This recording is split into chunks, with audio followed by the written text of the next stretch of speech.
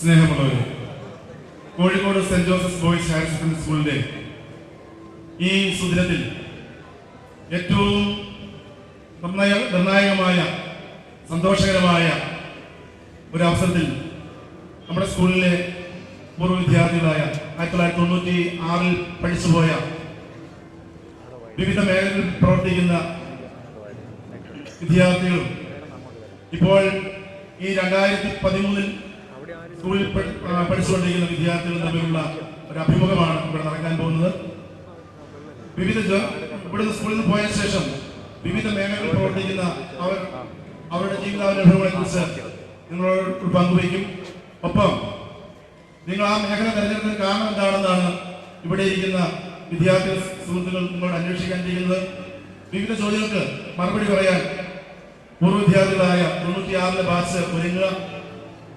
നിങ്ങളെ തോൽപ്പിക്കുന്ന തരത്തിലുള്ള ചോദ്യങ്ങൾ ചോദിച്ച്, നിങ്ങളെ കുടുക്കാവുന്ന തരത്തിലുള്ള ചോദ്യങ്ങൾ ചോദിച്ച്, നിങ്ങളെ വിഷമിപ്പിക്കാവുന്ന തരത്തിലുള്ള ചോദ്യങ്ങൾ ചോദിച്ച് അവരും മിടുക്കന്മാരാകും. അവകാശം വേണ്ടിയിട്ടാണ് ഇവിടെ ശ്രമിക്കുക. കാരണം സെന്റ് ജോസഫിന്റെ പ്രോഡക്ട്സുകളെല്ലാം നമ്മുടെ നാടിന്റെ അഭിമാനമാണ്. അപ്പോൾ നമുക്ക് ആരംഭിക്കാം.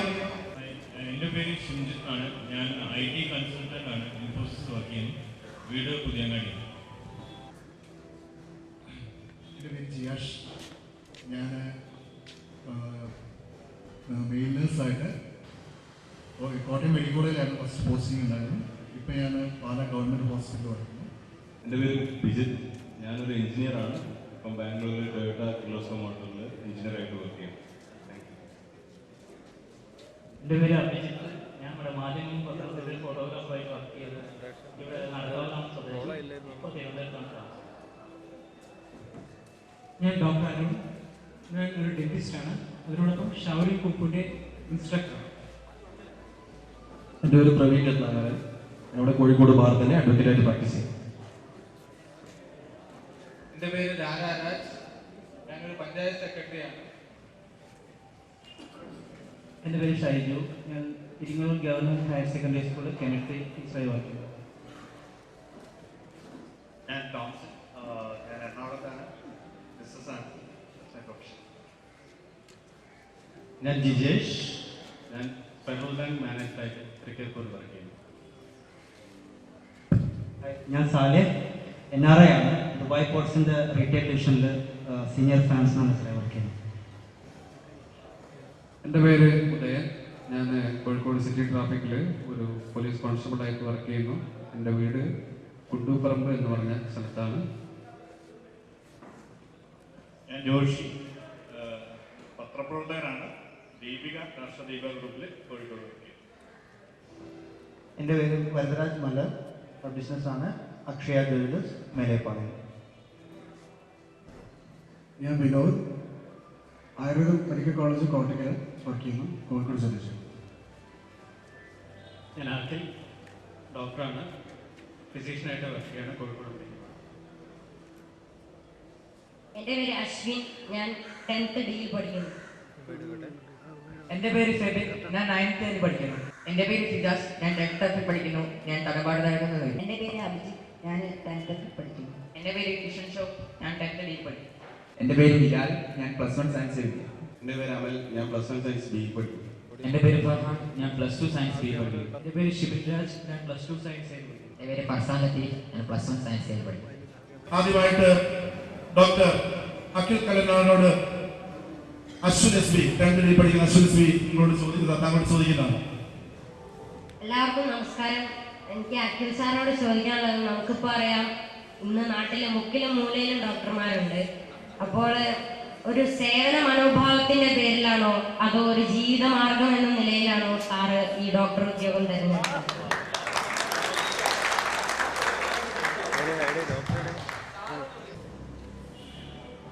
രണ്ടും എന്നായിരിക്കും ഉത്തരം. സേവിക്കണം എന്നുണ്ടെങ്കിൽ ജീവിക്കാതെ പറ്റില്ലല്ലോ. എന്തായാലും ജീവിക്കാനുള്ള മാർഗം എന്നുള്ള നിലയ്ക്കും ഒരു നല്ല പ്രൊഫഷനാണ് ഒരു ഡോക്ടർ പണി. പിന്നെ പറഞ്ഞ പോലെ തന്നെ നമുക്ക് വേറെ എന്തെങ്കിലും ഒരു ആക്ടിവിറ്റീസ് ഒന്നും ചെയ്യാതെ തന്നെ നമ്മളെ കൊണ്ട് കഴിയുന്നുണ്ട്. ഡെയിലി OP-യിലിരിക്കുന്നതായാലും വാർഡിലായാലും. ഞാൻ പ്രത്യേകിച്ച് മെഡിക്കൽ കോളേജിലാണ് വർക്ക് ചെയ്യുന്നത്. 15 വർഷമായിട്ട് കോഴിക്കോട് മെഡിക്കൽ കോളേജ് തന്നെയാണ്. നമുക്കറിയാം ഇവിടെ ഒരു പ്രൈവറ്റ് ഹോസ്പിറ്റലിനെ അപേക്ഷിച്ച് ഒരുപാട് ആയിരങ്ങൾ എന്ന് തന്നെ പറയാം രോഗികൾ വരുന്നൊരു സ്ഥലമാണ്. നമുക്ക് എന്തൊക്കെ പറഞ്ഞാലും എനിക്ക് തോന്നുന്നു അതൊരു അഭിമാനത്തോടുകൂടെ പലപ്പോഴും തോന്നിയിട്ടുള്ള ഒരു കാര്യമാണ്. ഏറ്റവും നല്ല പ്രശ്നം ഏതാണെന്ന് വെച്ചാൽ ഞാൻ ഡോക്ടർ പണിയെ പറയുള്ളൂ. എന്നു വെച്ചാൽ നമുക്ക് പ്രത്യേകിച്ച് അത് താല്പര്യമുള്ള ഒരാളെ സംബന്ധിച്ചിടത്തോളം ഒരുപാട് പേര് നമ്മൾ ജോലി ചെയ്യുന്നതിൻ്റെ കൂടെ തന്നെ സർവീസിങ് ചെയ്യാൻ പറ്റിയ ഒരു വളരെ നല്ലൊരു ഫീൽഡാണ് മെഡിസിൻ. പിന്നെ പൊതുവെ സ്കൂളിൽ പഠിക്കുമ്പോൾ തന്നെ മാത്സിൽ അല്പം വീക്കായിരുന്നു. അപ്പോൾ അതുകൊണ്ട് തന്നെ ബയോളജി ആയിരിക്കും നല്ലതെന്ന് തോന്നി. പിന്നെ ഈ സ്കൂള് വൈസ് ഫാദറും ഷെൻ ടീച്ചറും മറ്റെല്ലാ അധ്യാപകരും നമുക്ക് ഒരുപാട് ആ ഒരു ജീവിതത്തിൽ എന്തെങ്കിലും ആവണം എന്നുള്ളൊരു സ്പാർക്ക് കിട്ടിയത് ഈ കോളേജ് സ്കൂളിൽ നിന്ന് തന്നെയാണ്. പിന്നെ ഒരു പ്രീ ഡിഗ്രി ഡിഗ്രി പഠിച്ചു. പക്ഷെ അവിടെ നിന്നെല്ലാം ഒരിക്കലും ഇപ്പം സ്കൂൾ കഴിയുമ്പോൾ തന്നെ ഒരു ഡോക്ടർ ആവണം എന്നുള്ളൊരു ദൈവാനുഗ്രഹം ഉണ്ടെങ്കിൽ ആവണം എന്നുള്ളൊരു ആഗ്രഹം ഇവിടെ നിന്ന് തന്നെ തോന്നിയിരുന്നു. അത് അവസരങ്ങൾ അനുകൂലമായതുകൊണ്ട് ഫാമിലിയിൽ സപ്പോർട്ടുള്ളത് കാരണം ദൈവാനുഗ്രഹം ഉള്ളത് കാരണം ഇതിലെത്താൻ പറ്റി. അതിന് ഞാൻ പൂർണ്ണമായും സത്യമാണ്. Thank you. വിദ്യാർത്ഥികൾ ചോദിക്കുമ്പോൾ പ്രത്യേകം ശ്രദ്ധിക്കുക. ഇപ്പോൾ പഠിക്കുന്ന വിദ്യാർത്ഥികൾ ചോദിക്കുമ്പോൾ നിങ്ങളെ ഈ സ്കൂൾ എങ്ങനെ സ്വാധീനിച്ചു? ഈ മേഖലയിലേക്ക് കടക്കുമ്പോൾ ആ മേഖലയിലേക്ക് വരുമ്പോൾ നിങ്ങൾക്ക് എങ്ങനെയാണ് ഈ സ്കൂൾ പ്രചോദനമായത് എന്ന രീതിയിലൂടെ വേണം നിങ്ങൾ ചോദ്യങ്ങൾ ചോദിക്കാനായിട്ട്. ഇനി അമൽ VM +2 സയൻസ് ബിയിലെ +1 സയൻസ് ബിയിലെ അമൽ VM ശ്രീ ജോഷി ടിവിയുടെ ചോദിക്കും. എൻ്റെ ഒരു പത്രാധിപൻ എന്നാൽ അത്യാവശ്യം എഴുതാനും സംസാരിക്കാനും ഒക്കെ ഒരു കഴിവ് വേണം. അങ്ങനെയുള്ള കഴിവുകൾ താങ്കളിൽ വളർത്തിയെടുക്കുന്നതിൽ നമ്മുടെ 260 വർഷം പഴക്കമുള്ള സെന്റ് ജോസഫ് വഹിച്ച പങ്ക്. നല്ല ചോദ്യം. അതിലേക്ക് പറയാനുള്ളത്, ഞങ്ങൾ സാധാരണ ഇങ്ങനെ ചോദ്യം ചോദിച്ചു പരിചയമുള്ള ആളുകളാണ്. നമ്മൾ ആളുകളെ വെള്ളം കുടിപ്പിക്കുന്ന ആളുകളാണ്. അപ്പോൾ എന്തായാലും നല്ല ചോദ്യമാണ്. ഈ സ്കൂളിൽ നിന്ന് സംസാരിക്കാനും എഴുതാനുമുള്ള കഴിവിനേക്കാൾ അപ്പുറം നമ്മൾ സിനിമയിലും മറ്റും കണ്ടുള്ള കാര്യമാണ് ഈ സംസാരിച്ചും എഴുതിയും. അതിനേക്കാൾ ഒക്കെ ഈ പത്രപ്രവർത്തനത്തിൽ എനിക്ക് ഈ സ്കൂളിൻ്റെ പേരിൽ ഗുണം കിട്ടിയതെന്ന് വെച്ചാൽ നമ്മൾ എവിടെ പോയാലും ഒരു സെൻറ്റ് ജോസഫുകാരൻ എവിടെയെങ്കിലും ഉണ്ടാതിരിക്കില്ല. അപ്പോൾ ഈ പത്രപ്രവർത്തനത്തിൻ്റെ ഒരു നമ്മൾ പറയുന്ന ബേസിക് ആയിട്ടുള്ള കുറച്ച് സാധനങ്ങളുണ്ട്. അത് സോഴ്സ് അല്ലെങ്കിൽ നമുക്ക് വാർത്തകൾ വരുന്ന സ്ഥലം എന്നൊക്കെ പറയുന്ന കാര്യത്തിൽ നമുക്ക് പലപ്പോഴും ഒരു തുമ്പ് പോലും കിട്ടാതെ ഇല്ലാത്ത സ്ഥലങ്ങളിൽ പോലും ഈ സെൻറ്റ് ജോസഫിൻ്റെ പേരിൽ നമുക്ക് വാർത്തകൾ കിട്ടിയ അവസരമുണ്ട്. അപ്പോൾ ഇവിടുന്ന് എനിക്ക് തോന്നുന്നില്ല, എൻ്റെ ടീച്ചേഴ്സൊക്കെ ഇവിടെ ഉണ്ട്. ടീച്ചേഴ്സ് ആരെങ്കിലും പ്രതീക്ഷിച്ചിട്ടുണ്ടാവും ഞാൻ ഈ ഒരു മേഖലയിൽ എത്തിപ്പെടുമെന്ന്. ആർക്കും എനിക്ക് തന്നെ അറിയാത്ത ഒരു മേഖലയിലാണ് ഞാൻ എത്തിപ്പെട്ടത്. ഞാൻ തീരുമാനിച്ച് ഉറപ്പിച്ച് പത്രപ്രവർത്തകൻ ആകണം എന്ന് കരുതിയൊന്നും പോയതല്ല. ഞാൻ പഠിച്ചിട്ടുള്ളത് കോമേഴ്സാണ്. കോമേഴ്സ് പഠിച്ച് കോമേഴ്സ് PG കഴിഞ്ഞതിന് ശേഷമാണ് ഞാൻ ജേർണലിസത്തിലേക്ക് തിരിഞ്ഞത്. ഇപ്പോൾ 6-7 വർഷമായി ഫീൽഡിലുണ്ട്. പല സ്ഥാപനങ്ങളിലായിട്ട് കോഴിക്കോട് എത്തിയിട്ട് ലിബിയയിൽ വന്നു. അപ്പോൾ ഞാൻ പറഞ്ഞു തന്നത് സ്കൂളിൽ നമ്മൾ പഠിച്ചിട്ടുള്ളത് ഈ സംസാരത്തിനേക്കാളും എഴുതാനുള്ള കഴിവ് അതൊന്നും ഇല്ല എന്നല്ല പറയുന്നത്. ഇപ്പം മലയാളത്തിൽ നമ്മൾ എഴുതുമ്പോൾ എന്തായാലും പരിസറിൻ്റെ മുഖം മനസ്സിലേക്ക് വരും. നമ്മൾ എഴുതുന്നതിൽ നമ്മൾ എഡിറ്റിംഗ് എന്ന് പറയുന്നൊരു സാധനം ഉണ്ടല്ലോ. ഈ ഒരു എന്ന വാക്കുകളുടെ ഒരു വാർത്ത എഴുതുമ്പം ഒരു സ്ഥലത്ത് നമ്മൾ ഒരുപാട് ഒരു വരുന്നൊരു സന്ദർഭങ്ങളൊക്കെ ഉണ്ട്. അപ്പോൾ ആ ഒരു ഒക്കെ കാണുമ്പോൾ സാറിന് ഓർമ്മ വരും ഒരു പ്രയോഗിക്കേണ്ട സ്ഥലങ്ങൾ എവിടെയൊക്കെയുണ്ട്, എന്തൊക്കെയുണ്ട് എന്നുള്ളതൊക്കെ. അതുപോലെ സ്കൂളിനെ കൊണ്ട് ഗുണം ഉണ്ടായിട്ടില്ല എന്നല്ല പറയുന്നത്. പക്ഷെ ഈ ഒരു ഇങ്ങനൊരു ഗുണം കിട്ടിയത് എപ്പോഴും എവിടെ പോയാലും ഉണ്ടാവും. സെൻറ്റ് ജോസഫുകാർ ഒരു ആ ഒരു ഗുണം എപ്പോഴും ഓർക്കാറുണ്ട്. ഇവിടുത്തെ മുൻ സ്കൂൾ ലീഡറായിരുന്ന സാലിഖിനോടാണ് ഫസാൻ ലത്തീഫ് ചോദിക്കുന്നത്. ചോദിക്കും. സാറ് സെൻറ്റ് ജോസഫിൻ്റെ ഒരു മുൻ സ്കൂൾ ലീഡർ ആയിരുന്നല്ലോ. അപ്പോൾ ഈ പ്രവാസ ജീവിതത്തിൽ സാറിന് ഇവിടെ നിന്ന് ലഭിച്ച നേതൃപാഠം എത്രത്തോളം സഹായകമായിട്ടുണ്ട്? ഞാൻ 11 വർഷമായിട്ട് പ്രവാസിയാണ്. എൻ്റെ ബിരുദം കഴിഞ്ഞ സർട്ടിഫിക്കറ്റ് പോലും വാങ്ങാതെ പ്രവാസിയായ ഒരാളാണ് ഞാൻ. സെൻറ്റ് ജോസഫിൽ എന്ന സ്കൂള് അവിടെ നേതൃത്വ പാഠത്തിന് ഒരുപാട് സഹായം എനിക്ക് ചെയ്തിട്ടുണ്ട്. അതുപോലെ പറഞ്ഞാൽ എൻ്റെ ജീവിതത്തിൽ സാമൂഹികപരമായ എൻ്റെ ജീവിതത്തിൽ 90% ആ ഒരു ഡെവലപ്മെന്റ് ഉണ്ടാക്കിയെടുത്തത് ആ സ്കൂൾ തന്നെയാണ്. അവിടുത്തെ പഠിപ്പാണ്. ഇവിടെ സ്കൂളിൽ പോകാൻ പറ്റിയ ചാൻസാണ്. പിന്നെ ഭാഗ്യം കൊണ്ട് ഞാൻ അങ്ങനെ ഒരു ഇനീഷ്യേറ്റീവ് കാര്യങ്ങൾ തീരുമാനിക്കേണ്ട ഒരു ജോലി തന്നെയാണ് ചെയ്യുന്നത്. ദുബായ് പോർട്ട് ലോകത്തിലെ വലിയ പോർട്ടുകളൊന്നാണ്. അതിലൊരു ഇമ്പോർട്ടൻ്റ് വിഭാഗത്തിൽ പല കോംപ്ലിക്കേറ്റഡ് ആയ തീരുമാനങ്ങൾ ഞാൻ എങ്ങനെയാണ് തീരുമാനിക്കുന്നത് അതിനനുസരിച്ചായി ചിലപ്പോൾ നമ്മുടെ ഓഫീസിനകത്ത് ചില കാര്യങ്ങൾ മൂവ് ചെയ്യും. അപ്പം തീരുമാനം എടുക്കുക എന്ന് പറയുന്നത് അത് വലിയൊരു കഴിവുകൾ തന്നെയാണ്. അപ്പം സ്കൂൾ ലീഡറായിരുന്ന സമയത്തും എനിക്ക് അതിനൊരു അവസരം ഉണ്ടായിരുന്നു. ക്ലാസ്സിൽ ലീഡർമാരെ സംബന്ധിച്ചൊരു കാര്യം തീരുമാനിക്കുക, അത് ഏത് പാദയാത്രയിലും കല്ലേപ്പള്ളി പാദം എടുക്കുന്നവർ പറയാം ഇങ്ങനൊരു വിഷയമുണ്ട്. കാരണം തീർച്ചയായിട്ടും ആ ലീഡർഷിപ്പ് ഉണ്ടാകുമ്പോൾ നമുക്ക് ആക്സസ് ഉണ്ടാവും ടീച്ചേഴ്സിൻ്റെ അടുത്ത്. അപ്പം അത് അവതരിപ്പിക്കുക, അത് വർക്കൗട്ട് ചെയ്യുക, അതിനുള്ളൊരു സൗകര്യം അന്നുണ്ടായിരുന്നു. ആ കഴിവ്, ആ ഒരു അവസരം തീർച്ചയായിട്ടും എനിക്ക് ഉപയോഗപ്പെടുത്തുന്നുണ്ട് ഞാൻ ചെയ്യുന്ന പ്രൊഫഷനിൽ. കാരണം വളരെ ഇമ്പോർട്ടൻ്റ് ആയ നിങ്ങൾക്കറിയാം 2009 ലോകത്തിൽ തന്നെ റിസഷൻ വന്ന സമയങ്ങളിലൊക്കെ നമ്മളുടെ സർവീസ് ഫീൽഡിലൊക്കെ ഒരുപാട് പ്രശ്നങ്ങൾ ഉണ്ടായിട്ടുണ്ട്, ലോകത്തിൽ മൊത്തം ഉണ്ടായിട്ടുണ്ട്. അപ്പൊ ആ സമയത്തൊക്കെ പല കോംപ്ലിക്കേറ്റഡ് ആയ തീരുമാനങ്ങളും നമ്മളൊരു വിഭാഗം എടുക്കുന്ന തീരുമാനങ്ങൾ അനുസരിച്ചിട്ടായിരുന്നു പല കാര്യങ്ങളും നമ്മുടെ ഫീൽഡിൽ തന്നെ നിയന്ത്രിക്കപ്പെടുന്നത്. അപ്പൊ ആ സമയത്ത് വളരെ ഉചിതമായ തീരുമാനങ്ങൾ എടുക്കാൻ, വളരെ പക്വമായ തീരുമാനം എടുക്കാൻ തീർച്ചയായിട്ടും എന്നെ പഠിപ്പിച്ചത് സെന്റ് ജോസഫ് ബോയ്സ് സ്കൂളാണ്.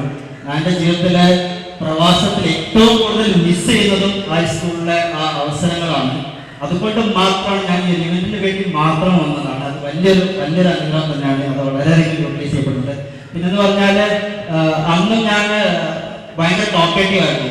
ഒരുപാട് ആളുകളുമായിട്ട് സൗഹൃദ വലയങ്ങൾ കാത്തു സൂക്ഷിക്കാറുണ്ട്. അത് നിങ്ങളോടും എനിക്ക് പറയാനുള്ള ഒരു ഏറ്റവും ഉപദേശമാണ്. നമുക്ക് പരമാവധി പറ്റുന്ന സൗഹൃദങ്ങൾ കീപ്പ് ചെയ്യാം. അത് എങ്ങനെയായാലും ജീവിതത്തിൽ നമുക്ക് നല്ലതേ തരും. അത് എൻ്റെ ജീവിതം കൊണ്ട് ഞാൻ നിങ്ങൾക്ക് തരുന്ന ഉപദേശമാണ്. എത്രയും സൗഹൃദങ്ങൾ നമുക്ക് സ്നേഹപരമായിട്ട് മുന്നോട്ട് കൊണ്ടുപോകാൻ പറ്റും അത്രയും സൗഹൃദങ്ങൾ.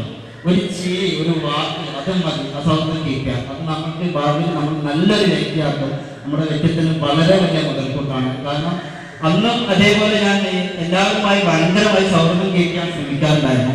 ഇപ്പോഴും അതുകൊണ്ട് തന്നെ അതേ യാദൃശ്യമായിട്ട് ജോലി ചെയ്യുന്ന മേഖലയിൽ ഏകദേശം 177 രാജ്യങ്ങളിലുള്ള ആളുകളുണ്ട്, 177 നാഷണാലിറ്റീസ്.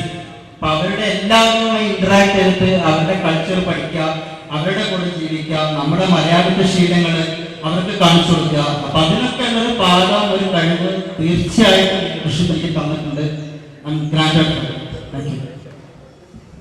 ഒരാളെങ്കിലും ജീവിതത്തിൽ കൂടുതലായിട്ട് പരിചയപ്പെടാൻ കഴിഞ്ഞാൽ അത്രയും നല്ലതാണെന്നാണ് സാരിക നമ്മളോട് പറയുന്നത്.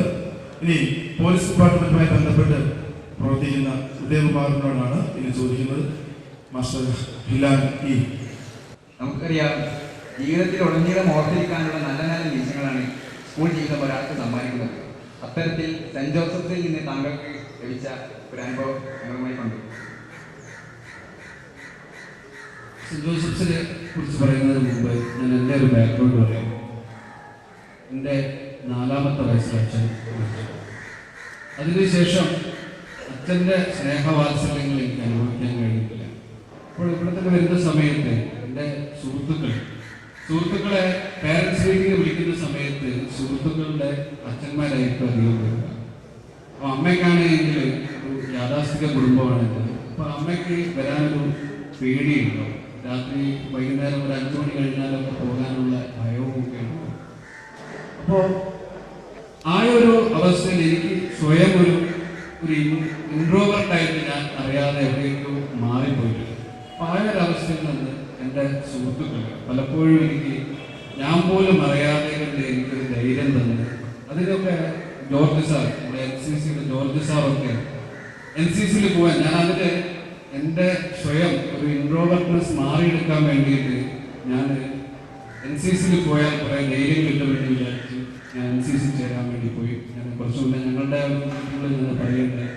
അപ്പോൾ ജോർജ് സാർ ആദ്യത്തെ പ്രാവശ്യം എനിക്കത് വയറ്റിൻ്റെ പ്രശ്നം കൊണ്ടാണോ എന്തുകൊണ്ടാണോ ആദ്യത്തെ പ്രാവശ്യം എനിക്ക് കിട്ടിയില്ല. 2ാമത്തെ പ്രാവശ്യം എനിക്ക് ഇത് തന്നു. അതെനിക്ക് ലൈഫിൽ വലിയൊരു ഞാൻ എന്തൊക്കെയോ ആവണമെന്നുള്ള ഒരു എനർജി അതെനിക്ക് തന്നു. അതേമാതിരി ഫ്രാൻസിസ് സാർ, കണക്കിൻ്റെ ഫ്രാൻസിസ് സാർ, ബാബുരാജ് സാർ, അങ്ങനെ പല അധ്യാപകരും എൻ്റെ ജീവിതത്തിൽ അവരത് ഓർക്കുന്നുണ്ടാവുമെന്ന് പറയാൻ പറ്റില്ല. കാരണം എല്ലാവരും ഒരുപോലെ കാണുന്നത് കൊണ്ട് ഇന്ന ആൾക്കാർ എന്നത് പറഞ്ഞു എന്നുള്ള നിലവാരത്തിൽ അത് ഓർത്തിരിക്കുന്നുണ്ടാവില്ല. പക്ഷെ അധ്യാപകരുടെ ആ വാക്കുകൾ എൻ്റെ മനസ്സിൽ ഇന്നും ഞാൻ ഇപ്പോഴും വിടാതെ കണ്ട് ഞാൻ കൊണ്ടുവരുന്നുണ്ട്, കൊണ്ട് നടക്കുന്നുണ്ട്. എൻ്റെ ജോലി എന്ന് പറഞ്ഞു കഴിഞ്ഞാൽ എല്ലാ വിധത്തിൽപ്പെട്ട ഏറ്റവും സെറ്റ് മുതലുള്ള ആൾക്കാരായിട്ട് ബന്ധപ്പെട്ടുകൊണ്ട് ദിവസവും സമ്പർക്കത്തിലിരിക്കുന്ന ഒരു ജോലിയാണ്. അപ്പോൾ പലപ്പോഴും മാനസികമായിട്ട് ഒരു കൺട്രോൾ വിട്ടുപോകുന്ന ഒരവസ്ഥ, മൂല്യച്യുതി സംഭവിക്കാവുന്ന അവസരങ്ങൾ, അങ്ങനെ ഇമ്പാർഷ്യലായിട്ട് നിൽക്കേണ്ട ഒരുപാട് സാധ്യതകൾ. അപ്പോൾ ആ സമയത്തൊക്കെ നമ്മുടെ സ്കൂൾ ജീവിതത്തിൽ നിന്നുള്ള ആ ഒരു പാഠങ്ങൾ നമുക്ക് എപ്പോഴും ഒരു മുതൽക്കൂട്ടായി നിന്നിട്ടുണ്ട്.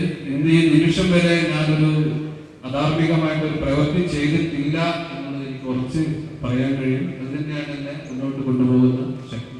അത് തന്നെയാണ് എനിക്ക് സന്തോഷത്തിൽ തന്നത്. Thank you Udayakumar. ഒരു പോലീസ് ഉദ്യോഗസ്ഥൻ എന്ന നിലയിൽ എൻ്റെ ജീവിതത്തിൽ സെന്റ് ജോസഫ് സ്കൂൾ ഒരുപാട് നന്മകൾ നൽകിയിട്ടുണ്ട്.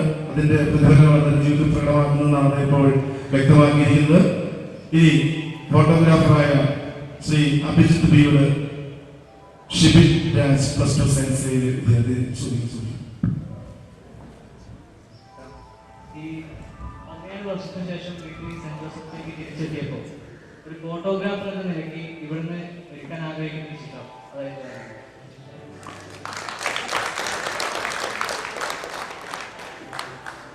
ആ ചിത്രം ഇപ്പൊ നമ്മൾ കണ്ടു കഴിഞ്ഞല്ലോ. എല്ലാവരും പുഞ്ചിരി തന്നെയാണ് ആ ചിത്രം.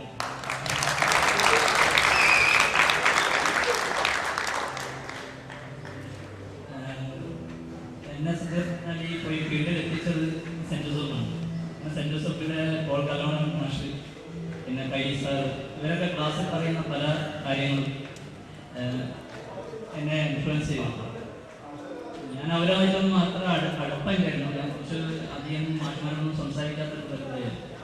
പക്ഷേ അവർ ക്ലാസ്സിൽ പറയുന്ന പല സംഭവങ്ങളും എൻ്റെ ജീവിതത്തെ വളരെയധികം സ്വാധീനം ചെയ്തു. പിന്നീട് താല്പര്യം ഫോട്ടോഗ്രാഫി ആയിരുന്നു. അങ്ങനെ ഫോട്ടോഗ്രാഫിയിലേക്ക് വന്നു. വീട്ടുകാർക്കൊന്നും താല്പര്യമില്ലായിരുന്നു. എൻ്റെ ഒരു ഇൻട്രസ്റ്റ് ആയിരുന്നു ഫോട്ടോഗ്രാഫി. അങ്ങനെ ഫോട്ടോഗ്രാഫിയിൽ വന്നു കഴിഞ്ഞപ്പോൾ ഈ സമൂഹത്തിന് വേണ്ടി പലതും ഫോട്ടോഗ്രാഫിയിലൂടെ ചെയ്യാൻ പറ്റും എന്നൊരു വിശ്വാസം ഉണ്ടായിരുന്നു. ആ ഒരു താല്പര്യം കൊണ്ടാണ് ഈ ഫീൽഡിൽ എത്തിപ്പെട്ടത്. ഇപ്പോൾ ഞാൻ തിരുവനന്തപുരം യൂണിറ്റിലാണ് വർക്ക് ചെയ്യുന്നത്, മാധ്യമത്തിലാണ്. പിന്നെ ഇതിനിടയ്ക്ക് ഞാനൊരു എക്സിബിഷൻ ചെയ്തിരുന്നു. അത് സമൂഹത്തിൽ നമ്മളെല്ലാവരും വെറുക്കുന്ന ഒരു വിഭാഗമുണ്ട്, ഹിജഡകൾ എന്ന് പറയുന്നത്. അപ്പോൾ അവരെക്കുറിച്ച് ഒരു എക്സിബിഷൻ ചെയ്തിരുന്നു. അവരൊരു ലൈഫ്, അതേക്കുറിച്ചായിരുന്നു എക്സിബിഷൻ. അപ്പം അവരും നമ്മളെപ്പോലെ മനുഷ്യരാണ്. അവരെ ജീവിതം എന്താണ്, അവരെയും നമ്മൾ നമ്മുടെ സമൂഹത്തിൻ്റെ ഭാഗമാക്കേണ്ട ആളുകളാണ് എന്നൊരു സന്ദേശം നൽകുന്ന എക്സിബിഷനായിരുന്നു. ഒരുപാട് കാര്യങ്ങൾ ചെയ്യാൻ പറ്റി. പിന്നെ ഒരു വസ്ത്രത്തിൽ നിന്നുണ്ടെങ്കിൽ ഫോട്ടോഗ്രാഫ്സിലൂടെ നമുക്ക് ഒരു ചിത്രത്തിലൂടെ നമുക്ക് പല സംഭവങ്ങളും വെളിച്ചത്ത് കൊണ്ടുപോകാൻ പറ്റും, പലരെയും സഹായിക്കാനും പറ്റും. അപ്പോൾ അതിനെല്ലാം പ്രചോദനമായത് ഈ സെന്റ് ജോസഫ് സ്കൂളാണ്. സ്കൂളിൻ്റെ ഈ പിൻബലം കൊണ്ടാണ് നമുക്കങ്ങനെ ആവാൻ പറ്റിയത്. അതുകൊണ്ടാണ് ഇന്ന് ഞാൻ എല്ലാ തരത്തിലും മാറ്റി വെച്ച് ഇവിടെ എത്തിയത്.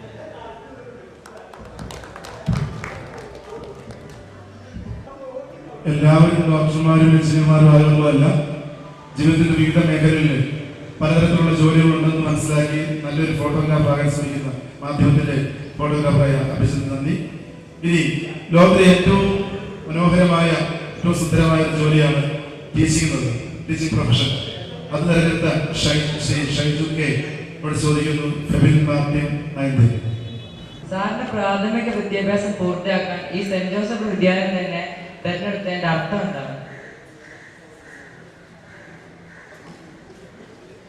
ഞാൻ പഠിക്കുന്ന കാലത്ത് കൊണ്ട് തന്നെ ഏകദേശം 200 വർഷത്തോളം പഴക്കമുള്ള ഒരു സ്കൂളാണ്. എൻ്റെ യു പി സ്കൂൾ പഠന കാലത്ത് ഞങ്ങളുടെ സെൻറ് ആന്റണീസ് UP സ്കൂളിലാണ് പഠിച്ചത്. എൻ്റെ ജ്യേഷ്ഠന്മാരും ഈ സ്കൂളിലാണ് പഠിച്ചത്. വളരെ നല്ല പേര് തന്നെയുള്ള സ്കൂളാണ്, വളരെ കൊല്ലം തന്നെ. അതുകൊണ്ട് തന്നെ എന്തുകൊണ്ട് അഭിമാനപൂർവമായ ഒരു രീതിയിൽ ഇവിടെ തന്നെ എൻ്റെ ഹൈസ്കൂൾ പഠന ജീവിതവും പൂർത്തിയാക്കാനുള്ള അതീവമായ ആഗ്രഹം എനിക്കുണ്ടായിരുന്നു. അപ്പം ഇത് തൊട്ട് അടുത്തുള്ള സ്കൂളിൽ പ്രത്യേകിച്ച് ഒരു ബുദ്ധിമുട്ടില്ലാതെ, പ്രത്യേകിച്ച് ഒരു ഇൻ്റർവ്യൂ പോലും അറ്റൻഡ് ചെയ്യാതെയാണ് ഞാൻ ഈ സ്കൂളിൽ എത്തിച്ചേർന്നിട്ടുള്ളത്. പിന്നീട് ഈ സ്കൂളിൽ എന്നെ പഠിപ്പിച്ച പല ടീച്ചേഴ്സ്, പ്രത്യേകിച്ചും തോമസ് സാറ്, ഞങ്ങളുടെ ക്ലാസ് ടീച്ചറായുള്ള ജേസൺ ജോസഫ് സാറ്, ഇവരുടെയൊക്കെ പഠിപ്പിക്കുന്ന രീതികളും കുട്ടിയോടുള്ള പെരുമാറ്റ രീതിയും ഒക്കെ എന്തുകൊണ്ട് നമുക്ക് അധ്യാപക ജോലിയിൽ തന്നെ തുടർന്നുകൂടാ? കുട്ടികളെ ജീവിതത്തിന്റെ പല തുറകളിലേക്ക് കടത്തിവിടാൻ പറ്റുന്ന എന്തുകൊണ്ടും ഒരു സുന്ദരമായ ജോലി തന്നെയാണ് അധ്യാപനം എന്ന് എനിക്ക് തോന്നിയിട്ടുണ്ടായിരുന്നു. അതുകൊണ്ട് തന്നെ ഉയർന്ന ക്ലാസ്സുകളിലെത്തി ഡിഗ്രിയും PG ഒക്കെ കഴിഞ്ഞ് BEd എടുക്കണമെന്നുള്ള ആഗ്രഹം ഉണ്ടായിരുന്നു. അങ്ങനെ BEd കംപ്ലീറ്റ് ചെയ്ത് ഹയർ സെക്കൻഡറി ലെവലിലെ എക്സാമിനേഷൻസും ഹൈസ്കൂൾ ലെവലിലെ എക്സാമിനേഷൻസും ഒക്കെ എഴുതി ഇപ്പോൾ PSC കിട്ടിയിട്ട് ഗവൺമെൻറ് ഹയർ സെക്കൻഡറി സ്കൂൾ ഇരിങ്ങല്ലൂരിൽ ജോലി ചെയ്തു. ഇപ്പോൾ നമ്മുടെ വ്യത്യസ്ത തുറകളുള്ള ആൾക്കാരെ പുറത്തേക്ക് കൊണ്ടുവരാൻ എന്തുകൊണ്ടും നമ്മുടെ ടീച്ചർമാർക്ക് അഭിമാനിക്കാവുന്ന പോലെ എനിക്കും അഭിമാനിക്കാം. Thank you. Shaiju, thank you. ജീവിതത്തിന്റെ മറ്റൊരു മേഖലയാണ് വക്കീൽ ജോലി. പ്രവീൺ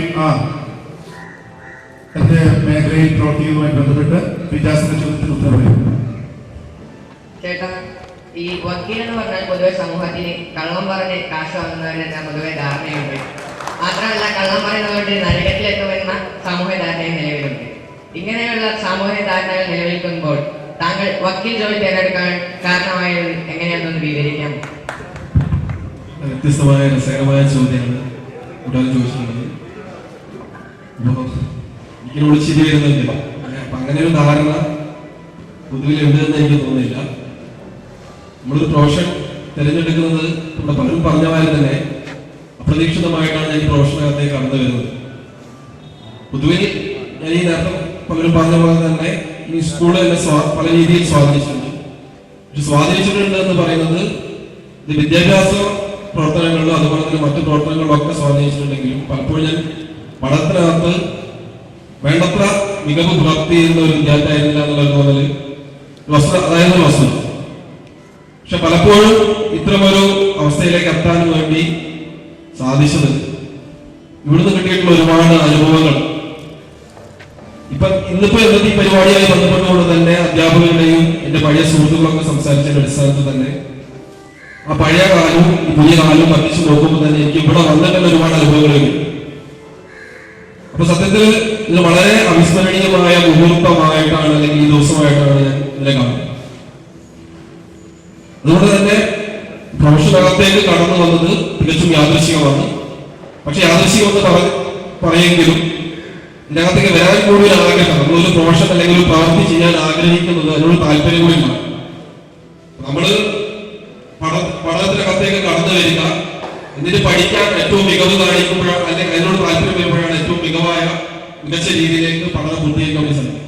അപ്പൊ ഞാൻ എന്റെ പ്രൊഫഷനകത്ത് പരമാവധി നീതി ലഭിക്കാൻ ആവശ്യമായ അഭിഭാഷക പ്രവർത്തിയിൽ നിന്നുകൊണ്ട് പോകണമെന്നാണ് ആഗ്രഹിക്കുന്നത്.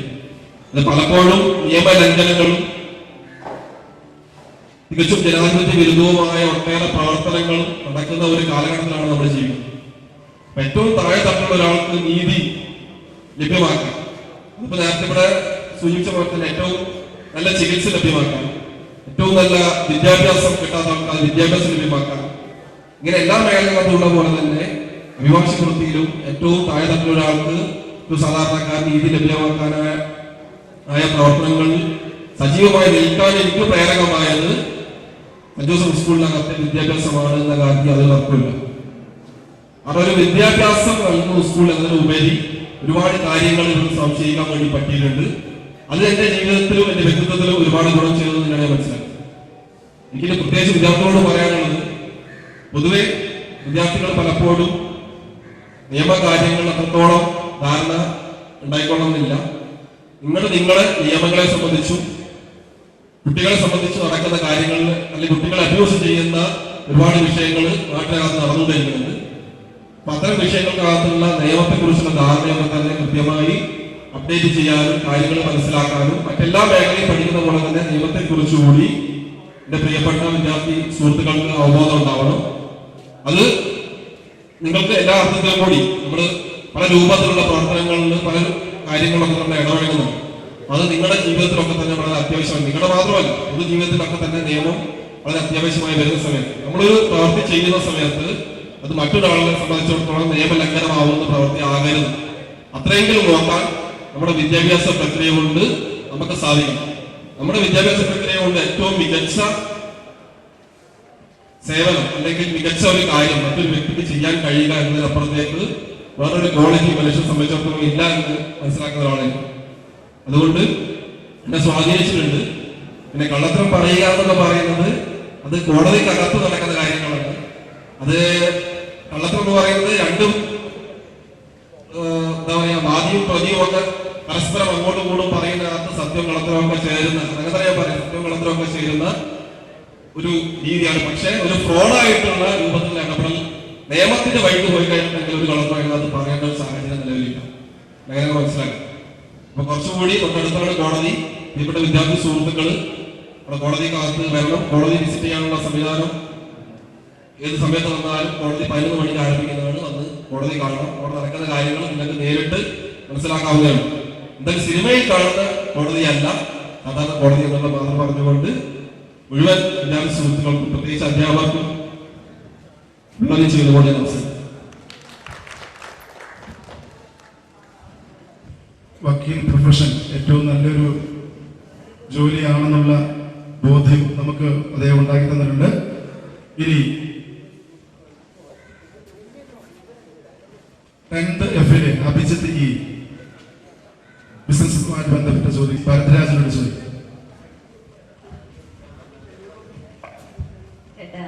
ചേട്ടൻ ഈ ചതിയെ പഠിച്ചു പുറത്താക്കിയ വാതിലടച്ചാൽ മഹാവിദ്യാലയത്തിൽ പഠിച്ചു എന്ന നിലയിൽ ഞാൻ ചേട്ടനെ ചോദിക്കുകയാണ്. വിജയിച്ച ബിസിനസിന് പിന്നിലുള്ള തത്വം ചതിയാണ് എന്നൊരു അഭിപ്രായം ഈ സമൂഹത്തിൽ നിലനിൽക്കുന്നുണ്ട്. ഇതിനെപ്പറ്റി ചേട്ടന്റെ ചിന്താഗതികൾ എന്തൊക്കെയാണ്?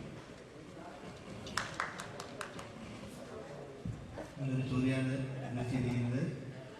ബിസിനസ്സിലെ വിജയം ചതിയാണെന്ന് പറയുന്നത് പൊതുവെ നല്ലൊരു ധാരണയല്ല. ബിസിനസ് എന്ന് പറയുന്നത് എല്ലാ പ്രൊഫഷനും ഡോക്ടറായിക്കോട്ടെ വക്കീലായിക്കോട്ടെ എല്ലാവരും കൊടുക്കുന്ന അതേ എഫേർട്ട് തന്നെയാണ് ബിസിനസ്സിലും കൊടുത്ത് വിജയിക്കാൻ കഴിയുകയുള്ളൂ. ബിസിനസ് എന്ന് പറയുന്നത് വെറുതെ പോയി കഴിഞ്ഞാൽ ചെയ്യാൻ പറ്റുന്ന രീതിയല്ല. നമ്മൾ പൂർവ്വ മനസ്സോട് കൂടിയിട്ട് നല്ല രീതിയിൽ ചെയ്തെങ്കിൽ മാത്രമേ ബിസിനസ് മുന്നോട്ട് പോവുകയുള്ളൂ. അങ്ങനെ നോക്കുകയാണെങ്കിൽ ഇപ്പോൾ ഇത്രയും വളർന്നിരിക്കുന്ന റിലയൻസ്, ടാറ്റ എന്നിങ്ങനെ ബിസിനസ്സുകൾ അവരൊക്കെ ചതിയിലൂടെയാണ് വിജയിച്ചതെന്നുള്ള ധാരണയെങ്കിൽ അത് ശരിയല്ല.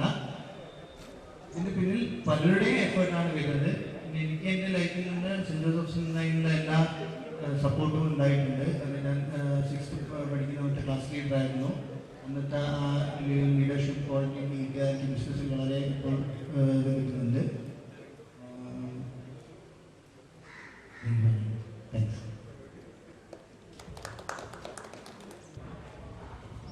ബിസിനസ് മേഖലയിൽ വർക്ക് ചെയ്യുന്ന ശ്രീ തോമസിനോട് അതേ വിദ്യാർത്ഥികളെ ചോദിക്കാറുണ്ട്.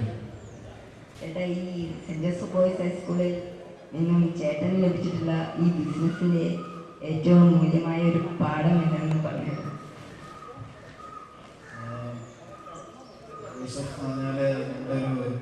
ഡെവലപ്പ് ചെയ്യുന്ന അതായത് നമ്മുടെ സ്കൂളിൽ തന്നെ വരുന്നത് നമ്മളുണ്ടായി കഴിയുമ്പോൾ നമ്മുടെ പേരൻസ് നമ്മുടെ സ്കൂളിലാക്കുന്നത് നമുക്ക് ഒരുമിച്ച് ബേസിക് ക്വാളിറ്റീസ്, അതായത് നമ്മുടെ കുറച്ചും കൂടെ ബാക്കിയുള്ള ആൾക്കാരുമായിട്ട് ഇന്ററാക്ട് ചെയ്യുക.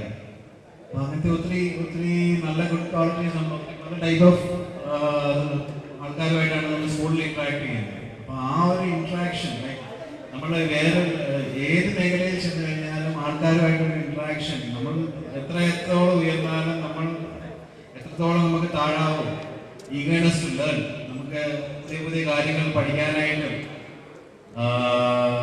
ആ ഒരു ക്വാളിറ്റി നമ്മളിൽ നിന്നും വേണം. നമ്മളല്ലാണ്ട് എന്ത് ബിസിനസ് ചെയ്തിട്ട് ഇപ്പം നേരത്തെ വിഷയമില്ല ചതിയോടെ ഇങ്ങനെ മുന്നോട്ട് പോകാൻ പറ്റുമെന്ന് ചോദിച്ചാൽ നോ, വി കനോട്ട്. നമ്മളൊരു ബിസിനസ് ചെയ്യുമ്പോൾ നമ്മുടെ ആ ഒരു സിൻസിയറിറ്റിയാണ്, നമ്മളുടെ ഒരു വിശ്വാസമാണ്. നമ്മൾ മാത്രമല്ല, നമ്മളെ കൂടെ വർക്ക് ചെയ്യുന്ന സ്റ്റാഫുമാണ് നമ്മളെ കണ്ടാണ് പഠിക്കുന്നത്. നമ്മൾ നന്നായിട്ട് വളർന്നാൽ നമ്മുടെ കൂടെയുള്ളവർ ഇറ്റ്സ് ലൈക്ക് ഒരു ട്രീ വളരുന്ന പോലെയാണ് അതിന്റെ ബ്രാഞ്ചസ്. നമ്മൾ വളരണം, നമ്മുടെ സ്റ്റാഫും വളരണം, അല്ലാണ്ട് നമ്മൾ തന്നെ വളർന്നിട്ട് കാര്യമില്ല. നമ്മളപ്പോൾ ആ ഒരു ലീഡർഷിപ്പ് ക്വാളിറ്റി, അതായത് നമുക്ക് എങ്ങനെ നമ്മൾ ഒരു സമൂഹത്തിൽ നമുക്ക് എന്തൊക്കെ നല്ല കാര്യങ്ങൾ ചെയ്യാൻ പറ്റും, അതാണ് നമ്മൾ ആ ഒരു ക്വാളിറ്റിയാണ് എനിക്ക് ഈ സ്കൂളിൽ നിന്ന് കിട്ടിയിരിക്കുന്നത്. ബിക്കോസ് എൻ്റെ ഫ്രണ്ട്സ് തന്നെയാണ്, ഒത്തിരി പേരുണ്ട്, എല്ലാവരും പല പല മേഖലയിൽ വർക്ക് ചെയ്യുന്ന ആൾക്കാരാണ്. അപ്പോൾ അവരുടെയൊക്കെ ആ ഒരു ഇടപെടൽ അപ്പം നിങ്ങൾക്ക് ദൈവത്തിൻ്റെ ഒരു ഗിഫ്റ്റാണ് കിട്ടുന്നത്. നിങ്ങൾ കൂടുതൽ നിങ്ങളുടെ ഫ്രണ്ട്സൊക്കെ ആയിട്ട് ഇന്ററാക്ട് ചെയ്യുക, നിങ്ങളുടെ സാർമാരൊക്കെ അവരുടെ ബ്ലെസ്സിങ്സ്, അതൊക്കെയാണ് നിങ്ങളുടെ മാതാപിതാക്കൾ പറയുന്നത് അനുസരിക്കുക. ഇപ്പം നിങ്ങളോട് ആരൊക്കെ ഇത് പറഞ്ഞാൽ നിങ്ങൾക്ക് മനസ്സിലാവത്തില്ല. ഞങ്ങളൊക്കെ ഈ പ്രായം കഴിഞ്ഞ് വന്നാൽ നമ്മളത് വലുതാവുമ്പോൾ നമുക്ക് മനസ്സിലാവും. ഇപ്പം പറഞ്ഞു കഴിഞ്ഞാൽ ഇപ്പോൾ ഒരു കൊച്ചിൻ്റെ ബൈക്ക് മേടിച്ച് കൊടുത്തില്ലെങ്കിൽ ഉടനെ നേരെ പോയി ചെയ്യുന്നത് സൂയിസൈഡാണ്. അപ്പം നിങ്ങളത് കുറച്ചും കൂടെ നിങ്ങൾ ആ ഒരു അപ്പനും അമ്മയൊക്കെ ആകുമ്പോഴേ അതിൻ്റെയൊക്കെ വിഷമം മനസ്സിലായി. ഇപ്പം എനിക്ക് എൻ്റെ 2 പിള്ളേരുണ്ടായി കഴിഞ്ഞപ്പോൾ ഞാൻ അവരുടെ എഡ്യൂക്കേഷൻ, അവരുടെ ആ ഒരു ഒരു സൈക്കിൾ മേടിച്ചോണ്ട് നമുക്ക് ടെൻഷനാണ്. ഇപ്പോഴാണ് ഞാൻ മനസ്സിലാക്കുന്നത് എൻ്റെ അപ്പനും അമ്മയൊക്കെ എന്തേലും ഞാൻ അവരൊക്കെ ചോദിച്ചപ്പോൾ അവരെന്തേലും വേദനിച്ചിട്ടുണ്ട്. നമ്മൾ ആ ഒരു ഒരു ഒരു ഒരു നല്ല ക്വാളിറ്റീസ് നമുക്ക് ഉണ്ടാക്കാൻ പറ്റിയ ഒരു സ്ഥലത്താണ് ഇപ്പം നിങ്ങളെല്ലാവരും ഇരിക്കുന്നത്. നിങ്ങൾ നന്നായിട്ട് പഠിക്കുക, പിന്നെ നിങ്ങളുടെ ടീച്ചേഴ്സ്, ഫാക്കൽറ്റീസ്, നിങ്ങളുടെ പേരൻസ്, അവരുടെ blessings can give you. Thank you. Panchayat secretary ആയിട്ട് പ്രവർത്തിക്കുന്ന രാജാരാജാണ്, ഒരു ഗവൺമെന്റ് ഉദ്യോഗസ്ഥനാണ്.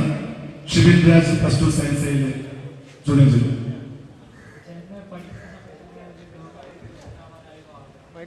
ആണെങ്കിൽ അത് നമ്മുടെ സ്കൂൾ പഠിച്ച സ്കൂളിന്റെ സ്വാധീനം. ഉത്തരം പറയുന്നതിന് മുമ്പ്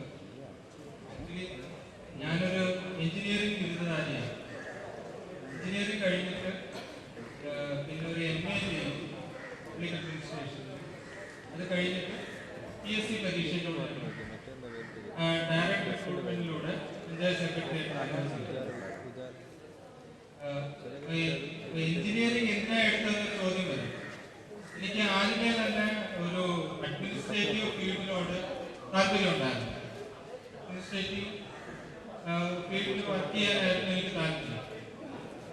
അപ്പോൾ അന്നത്തെ ഒരു സോഷ്യൽ കണ്ടീഷൻസിൽ ഈ എഞ്ചിനീയറിംഗ് അല്ലെങ്കിൽ ഡോക്ടർ അവർക്കൊരു പ്രത്യേക വാല്യൂ ആയിരുന്നു നമ്മുടെ സമൂഹത്തിൽ. പക്ഷെ ആ ഒരു പ്രഷറിൽ എൻട്രൻസ് എഴുതിയെടുത്തു, എഞ്ചിനീയറിംഗിലേക്ക് പോയി. പക്ഷെ പിന്നീട് എനിക്ക് തന്നെ തോന്നി, എനിക്കതിനകത്ത് ഞാനൊരു BTech electronics and communication engineering എടുത്തു. അതിനകത്തോട്ട് എനിക്ക് വലിയ താല്പര്യമില്ല, പേഴ്സണലി എനിക്ക് വലിയ താല്പര്യമില്ല. അങ്ങനെയാണ് ഞാൻ PSC പരീക്ഷ അല്ലെങ്കിൽ UPSCയുടെ മറ്റ് പരീക്ഷ, സിവിൽ സർവീസ് പരീക്ഷകളിലൊക്കെ കോൺസെൻട്രേറ്റ് ചെയ്യാറുണ്ട്. അതിനുവേണ്ടി ഞാൻ പരിശ്രമിച്ചു. അങ്ങനെയാണ് ഈ പഞ്ചായത്ത് സെക്രട്ടറിയുടെ ടെസ്റ്റ് വന്നു. അതേപോലെ തന്നെ PSCയുടെ മറ്റ് ഒരുപാട് ടെസ്റ്റുകൾ എഴുതി 4 എനിക്ക് കിട്ടി. വലിയ ക്ലർക്ക്, പിന്നെ സെക്രട്ടേറിയറ്റ് അസിസ്റ്റന്റ്, ഇതെല്ലാം എനിക്ക് കിട്ടി. അന്ന് പഞ്ചായത്ത് സെക്രട്ടറി എനിക്ക് ഇഷ്ടമായിട്ട് തോന്നുന്നു. അതിലേക്ക് ഞാൻ വരികയില്ല. അപ്പോൾ പിന്നീട് ഒരു കാര്യം എന്ന് വെച്ചാൽ സെന്റ് ജോസഫ് സ്കൂളിൽ ഞാൻ പഠിക്കുന്നത് 10th സ്റ്റാൻഡേർഡിലാണ് ഞാൻ ഒന്ന് ജോയിൻ ചെയ്യുന്നത്. എൻ്റെ ഫാദറും ഒരു സിവിൽ സർവൻ്റാണ്. നേരത്തെ പറഞ്ഞതുപോലെ ഇവിടുത്തെ കോടതിയിൽ സബ്ജക്റ്റ് ആയിട്ടാണ് വന്നപ്പോഴാണ് പിന്നെ ഞാൻ ഈ സ്കൂളിൽ വന്ന് ജോയിൻ ചെയ്തത്. ഞാൻ കേരളത്തിലെ പല സ്കൂളുകളിലും ഞാൻ പഠിച്ചിട്ടുണ്ട്. ഏകദേശം 6 സ്കൂളുകളിലായിട്ടാണ് എൻ്റെ സ്കൂൾ ജീവിതം പൂർത്തീകരിക്കുന്നത്. അതിൽ 10ാം ക്ലാസ്സാണ് ഞാൻ സെന്റ് ജോസഫിൽ പഠിക്കുന്നത്. ആ 10ാം ക്ലാസ്സിലെ ഒരു പ്രഷർ എന്ന് പറയുന്നത് ഒരു വലിയ പ്രഷറാണ്. നമ്മുടെ ഏറ്റവും കൂടുതൽ മാർക്ക് വാങ്ങിക്കാൻ, എന്നാലേ ഡിഗ്രിക്ക് നല്ല കോളേജിൽ കയറാൻ പറ്റുള്ളൂ, നല്ല പിന്നെ ഗ്രൂപ്പ് കിട്ടുള്ളൂ. അപ്പൊ ആ പ്രഷർ ഒരുവിധം വിത്ത്സ്റ്റാൻഡ് ചെയ്ത് നല്ല രീതിയിൽ ചെയ്തു പോകാൻ എനിക്ക് എന്തോ ഈ സ്കൂള് ഒരുപാട് സഹായമായി. പ്രത്യേകിച്ച് ഞങ്ങളുടെ ടീച്ചേഴ്സ്, സാറും ടീച്ചേഴ്സ് ഒരുപാട് എന്നെ ഹെൽപ്പ് ചെയ്തിട്ടുണ്ട്. അത് ഞങ്ങൾക്ക് എല്ലാവർക്കും അങ്ങനെയല്ല. അപ്പോൾ അത് ഒരു വലിയ ആ പ്രഷർ വിസ്റ്റാൻഡ് ചെയ്ത് കൊണ്ടുപോകാനുള്ള ഇപ്പോഴും എൻ്റെ ജീവിതത്തിൽ ഒരു പഞ്ചായത്ത് സെക്രട്ടറി എന്ന് പറയുമ്പോൾ ഒരുപാട് ഞാനൊരു 2 പഞ്ചായത്തിലെ സെക്രട്ടറി ആയിട്ടുണ്ട്. ആ 8 കോടി രൂപയോളമാണ് ഞങ്ങൾ ഒരു വർഷം ചിലവാക്കുന്നത്. അതിനകത്ത് ഏറ്റവും കൂടുതൽ വരുന്നതെന്ന് വെച്ചാൽ ഈ നിങ്ങൾക്കറിയാം തൊഴിലുറപ്പ് പദ്ധതി കിട്ടുകയാണ്. ആ തൊഴിലുറപ്പ് പദ്ധതിയിൽ പാവങ്ങൾക്ക് 150 രൂപ വെച്ച് 160 രൂപ വെച്ച് കൊടുക്കുന്ന ഒരു സംഭവമാണ്. അപ്പോൾ ആ അത്രയും പേർക്ക് തൊഴിൽ കൊടുക്കുക, അവർക്ക് ആ പൈസ സമയബന്ധിതമായിട്ട് കൊടുക്കുക, ഇതൊരു നല്ല പ്രഷർ പിടിച്ച പണിയാണ്. ഈ 2 കോടി 3 കോടിയൊക്കെ ചെലവാക്കുക എന്ന് പറയുമ്പോഴത്തേക്ക് നമ്മുടെ കയ്യിലേക്ക് അതിൻ്റെ ബാധ്യത വരാതെ അവരത് ജോലി ചെയ്യുന്നുണ്ട് എന്ന് ഉറപ്പുവരുത്തിക്കൊണ്ട് അത് ചെയ്ത് കൊണ്ടുപോകുക എന്ന് പറയുന്നത് നല്ല കണ്ടുപിടിച്ച ജോലിയാണ്. അതേപോലെ തന്നെ പിന്നെ ഷെഡ്യൂൾഡ് ട്രൈബ്സിനും ഷെഡ്യൂൾഡ് കാസ്റ്റിനും പ്രത്യേക ഫണ്ടുകൾ വരുന്നുണ്ട്. ഇത് ചെലവാക്കലും ഇതിനെ മറ്റുള്ളവർ ദുരുപയോഗം ചെയ്യാൻ ശ്രമിക്കാം. നേരത്തെ അദ്ദേഹം പറഞ്ഞതുപോലെ ഇംപാർഷ്യലായിട്ട് പ്രവർത്തിക്കുക, ഇതൊരു വലിയ കാര്യമാണ്. ഇംപാർഷ്യലായിട്ട് പ്രവർത്തിക്കുക എന്ന് പറയുന്നത് ഒരു സർക്കാർ ഉദ്യോഗസ്ഥരെ സംബന്ധിച്ചിടത്തോളം വലിയൊരു കാര്യമാണ്. അതിന് ഏതെങ്കിലും പാർട്ടിയുടെ പ്രഷറില്ലാതെ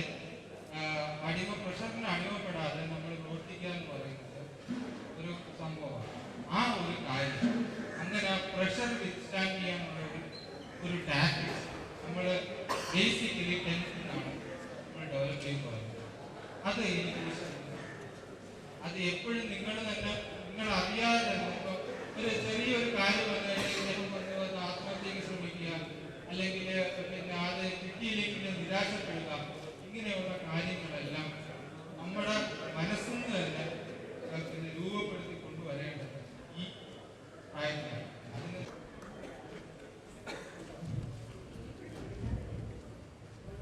ഒറ്റ വർഷം മാത്രം ഇവിടെ പഠിക്കുകയും താൻ പഠിച്ച മേഖലയിൽ ജോലി ചെയ്യാതെ തനിക്ക് ഇഷ്ടപ്പെട്ട മേഖലയിൽ പ്രവർത്തിക്കുകയും ചെയ്ത രാജന് ശേഷം നമ്മളോട് സംസാരിക്കുന്നത് IT മേഖലയിൽ പ്രവർത്തിക്കുന്ന ശ്രീ ഷിജിത്തിനോട് ഫർഹാൻ +2 സയൻസ് ചോദിക്കും. എനിക്ക് ചോദിക്കാനുള്ള എന്താ വെച്ചാൽ 220 വർഷമായി Saint Joseph Boys Higher Secondary School Kozhikode തിലകക്കുറിയായി ആൺപെരുമയുടെ പര്യായമായി ഇവിടെ നിൽക്കുന്നു.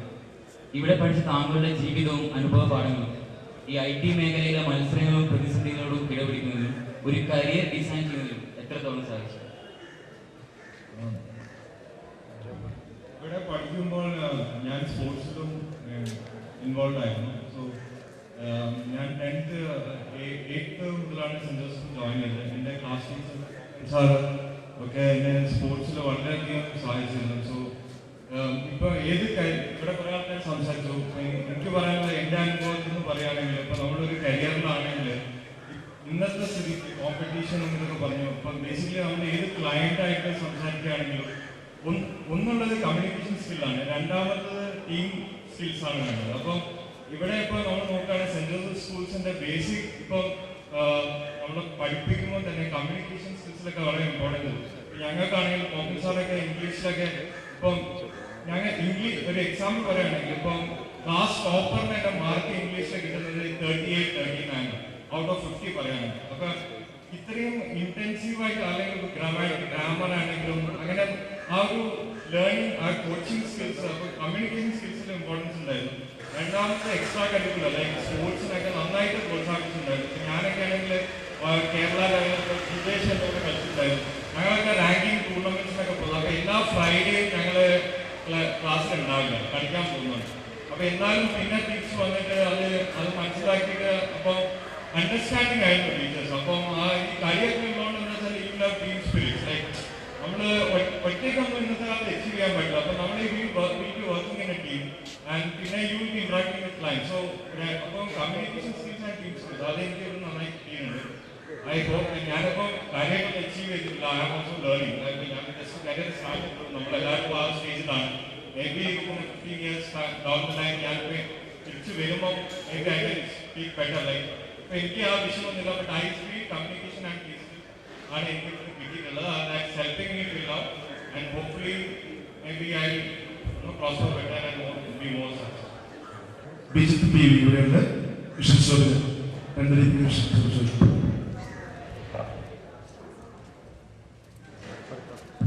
ചേട്ടാ, എഞ്ചിനീയറിംഗ് തന്നെ വിവിധ മേഖലകളുണ്ടല്ലോ. അപ്പോൾ ചേട്ടനില്ലാത്ത ഏത് മേഖലയാണ് തിരഞ്ഞെടുത്തത്? അതിന്റെ കാരണം, ആ കാരണത്തിൽ സെന്റ് ജോസഫ് വഹിക്കുന്ന പങ്ക്. ഞാൻ തിരഞ്ഞെടുത്ത മേഖല മെക്കാനിക്കൽ എഞ്ചിനീയറിംഗ് ആണ്. ബേസിക്കലി എഞ്ചിനീയറിംഗ് തിരഞ്ഞെടുത്തതിൽ വളരെയധികം സ്വാധീനം ജോസഫ് ചെലുത്തിയിട്ടുണ്ട്. തുടക്കം മുതൽ എനിക്ക് ഓട്ടോമൊബൈൽസിനോട് ഭയങ്കര ഇൻട്രസ്റ്റ് ഉണ്ട്. ഇവിടെ ജോസഫിൽ വർക്ക് ചെയ്യുന്ന സമയത്ത് തന്നെ നമുക്കൊരു ഇലക്ട്രിക്കൽ ട്രെയിനിങ് ഉണ്ട്, പിന്നെ ഒരു ക്രാഫ്റ്റ് ട്രെയിനിങ്, അങ്ങനത്തെ പല കാര്യത്തിലും പാർട്ടിസിപ്പേറ്റ് ചെയ്തിട്ടുണ്ട്. അന്നൊന്നും എഞ്ചിനീയറിംഗ് മെക്കാനിക്കൽ എടുക്കണമെന്നൊന്നും ചിന്തിച്ചിട്ടല്ല ഇതൊക്കെ പങ്കെടുത്തത്. പക്ഷേ ഞാൻ ഇതിന് മുന്നേ ജൂനിയർ സ്കൂളിലാണ് പഠിച്ചത്.